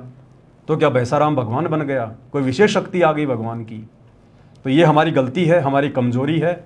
जो भाई लाइव आ रहा था, ये बातें बोल रहा था, उसने अपनी गलती की गुरुदेव से माफ़ी मांगनी चाहिए दंडवत करके। कोई शक्ति नहीं है किसी के अंदर भाई और बहनों, हम जीव हैं 2 कोड़ी के। अगर कोई शक्ति आ गई ना तो यहाँ पर गुब्बारे की तरह जीव फूल जाएगा, भक्ति और भगवान 2 मिनट में भूल जाएगा वो। गुरुदेव ने हमें क्या बताया कि बच्चों 24 सिद्धियां हैं, जब तुम ये भक्ति करोगे, मर्यादाओं में रहोगे, गुरु को इष्ट मान के भक्ति करोगे, तो ये सिद्धियां ऑटोमेटिक तुम्हारे अंदर काम करना शुरू कर देंगी। तुमने सिद्धियों का कोई प्रयोग नहीं करना है। अगर तुम्हारी कोई अगर खुल भी जाए कोई अगर वो कमल वमल, तो भी तुमने सिद्धियों का प्रयोग नहीं करना, नहीं तो भक्ति नष्ट कर दोगे। गुरुदेव ने बताया तुम मर्यादा में रह के भक्ति करते रहो। इस शरीर में ऐसा सिस्टम फिट कर रखा है गुरुदेव ने, ये सिद्धियां ऑटोमेटिक हमारे ऊपर काम करेंगी। अरे आज ये सिद्धियां काम कर रही हैं तभी तो हम भक्ति कर रहे हैं, मर्यादा में रह के कर रहे हैं, समाज से संघर्ष कर रहे हैं। आश्रम वालों की सिद्धियां काम नहीं कर रही, देखो कैसे काल इनको ठग रहा है। आप और हमारी सिद्धियां काम कर रही हैं, सिद्धियां हमें डगमग नहीं होने दे रही, सिद्धियां हमें संघर्ष करने की प्रेरणा दे रही हैं। ये सिद्धियां तो हैं, सिद्धियां मतलब सतगुरु का आशीर्वाद। तो 24 प्रकार से गुरुदेव ने अपना आशीर्वाद दे रखा भगत को। तो गुरुदेव का आशीर्वाद यानी उनकी वो सिद्धियां, वो शक्तियां ऑटोमेटिक उस भगत के साथ हो जाएंगी, उसकी सहयोगी हो जाएंगी भक्ति मार्ग में। जो भगत गुरु को इष्ट मान के मर्यादा में रह के भक्ति करेगा, ये ऑटोमेटिक सिस्टम है ये। तो वैसे कोई शक्तियां वक्तियां नहीं है भाई और बहनों, इस बहम में ना रहना। बोलने को कोई कुछ भी बोल सकता है, सब स्वतंत्र हैं, लेकिन ये सिद्धियां ऑटोमेटिक काम करेंगी, सब में काम करेंगी। और जिस जिसका परमात्मा ने मोक्ष करना होगा उन सब के अंदर ये सिद्धियां काम करेंगी और कर रही है वर्तमान में। सभी सत्सेवक भाई बहनों में सिद्धियां काम कर रही हैं। तभी तो इतनी उलझनों के बाद भी हमारे को कितने धर्म संकटों में डाला गया। साथ संगति से जुड़े हुए भगत भाई बहनों के ऊपर कितना दबाव, कितना प्रेशर, गुरुजी से हमारे ऊपर मुकदमे लगवा दिए गए। जिस गुरु को परमात्मा मान के हम भक्ति कर रहे हैं, अपना सब कुछ छोड़ दिया, उस गुरु से हमारे ऊपर मुकदमे करवा दिए और हमारे अंदर गुरु के प्रति -1% भी कोई दोष नहीं आया। तो ये सिद्धियां तो काम कर रही हैं हमारे अंदर। हमें जेल करवा दी, हमारे साथ मार पिटाई होती है, हमें गुरुद्रोही घोषित करवा दिया। हम घर वालों के साथ में संघर्ष कर रहे हैं, बहनें अपने पति के साथ में कर रही हैं, पत्नियां जो है अपने पति के साथ में कर रही हैं विषय वासनाओं को लेकर। ये सिद्धियां तो काम कर रही हैं, गुरु का आशीर्वाद ही तो काम कर रहा है। अन्यथा आप जी संघर्ष कर सकते हो क्या? हम भक्ति मार्ग पर एक कदम भी नहीं चल सकते। आग लगी हुई है भयंकर रूप से।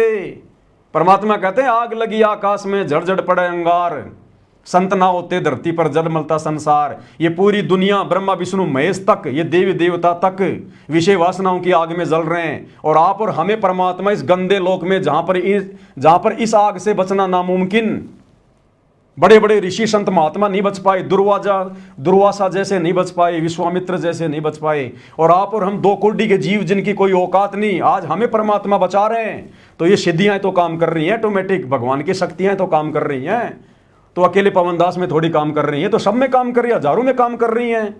जिसने अपने गुरु को अपना बाप मान लिया वो हाथ अपना रख दे सर पर, जिसने मान गुरु को बाप लिया। जब वो हाथ रख देगा, आशीर्वाद दे देगा, तो सिद्धियां ऑटोमेटिक काम करेंगी। तो सब में सिद्धियां काम कर रही हैं। स्पेशल परमात्मा किसी को कोई सिद्धियां विधियां नहीं देने वाला। यहाँ पर सिद्धियां दे दे के बिगड़ गए। गोरखनाथ को दी सिद्धियां, उसकी भक्ति के प्रतिफल में बिगड़ गया। देख लो, दुर्वासा को दी उसने सिद्धियां, 56 करोड़ यादव मार डाले, कितने उसने पाप कर्म उसने मोल ले लिए। जिन जिनको भगवान ने सिद्धियां दी उनके भक्ति के प्रतिफल में अब वो गधे कुत्ते सुअर बन के हांड रहे हैं, कहीं अपना मनुष्य जीवन बर्बाद कर गए वो। तो ये गलतियां परमात्मा नहीं करेगा, अपनी आत्माओं को नहीं बिगाड़ेगा। कलयुग की बिचली पीढ़ी है, जितनी आवश्यकता होगी अपना आशीर्वाद से काम करवा लेगा। सिद्धियां विधियां नहीं होती भाई, यहाँ पर ध्यान रखना इन चीज़ों का। तो आज के वीडियो में केवल इतना ही। परमात्मा हम सबको आज्ञा दें, आशीर्वाद दें, सद्बुद्धि दें, भक्ति मार्ग में हमारा मार्गदर्शन करें। बंदी छोड़ सतगुरु रामपाल जी भगवान की जय हो।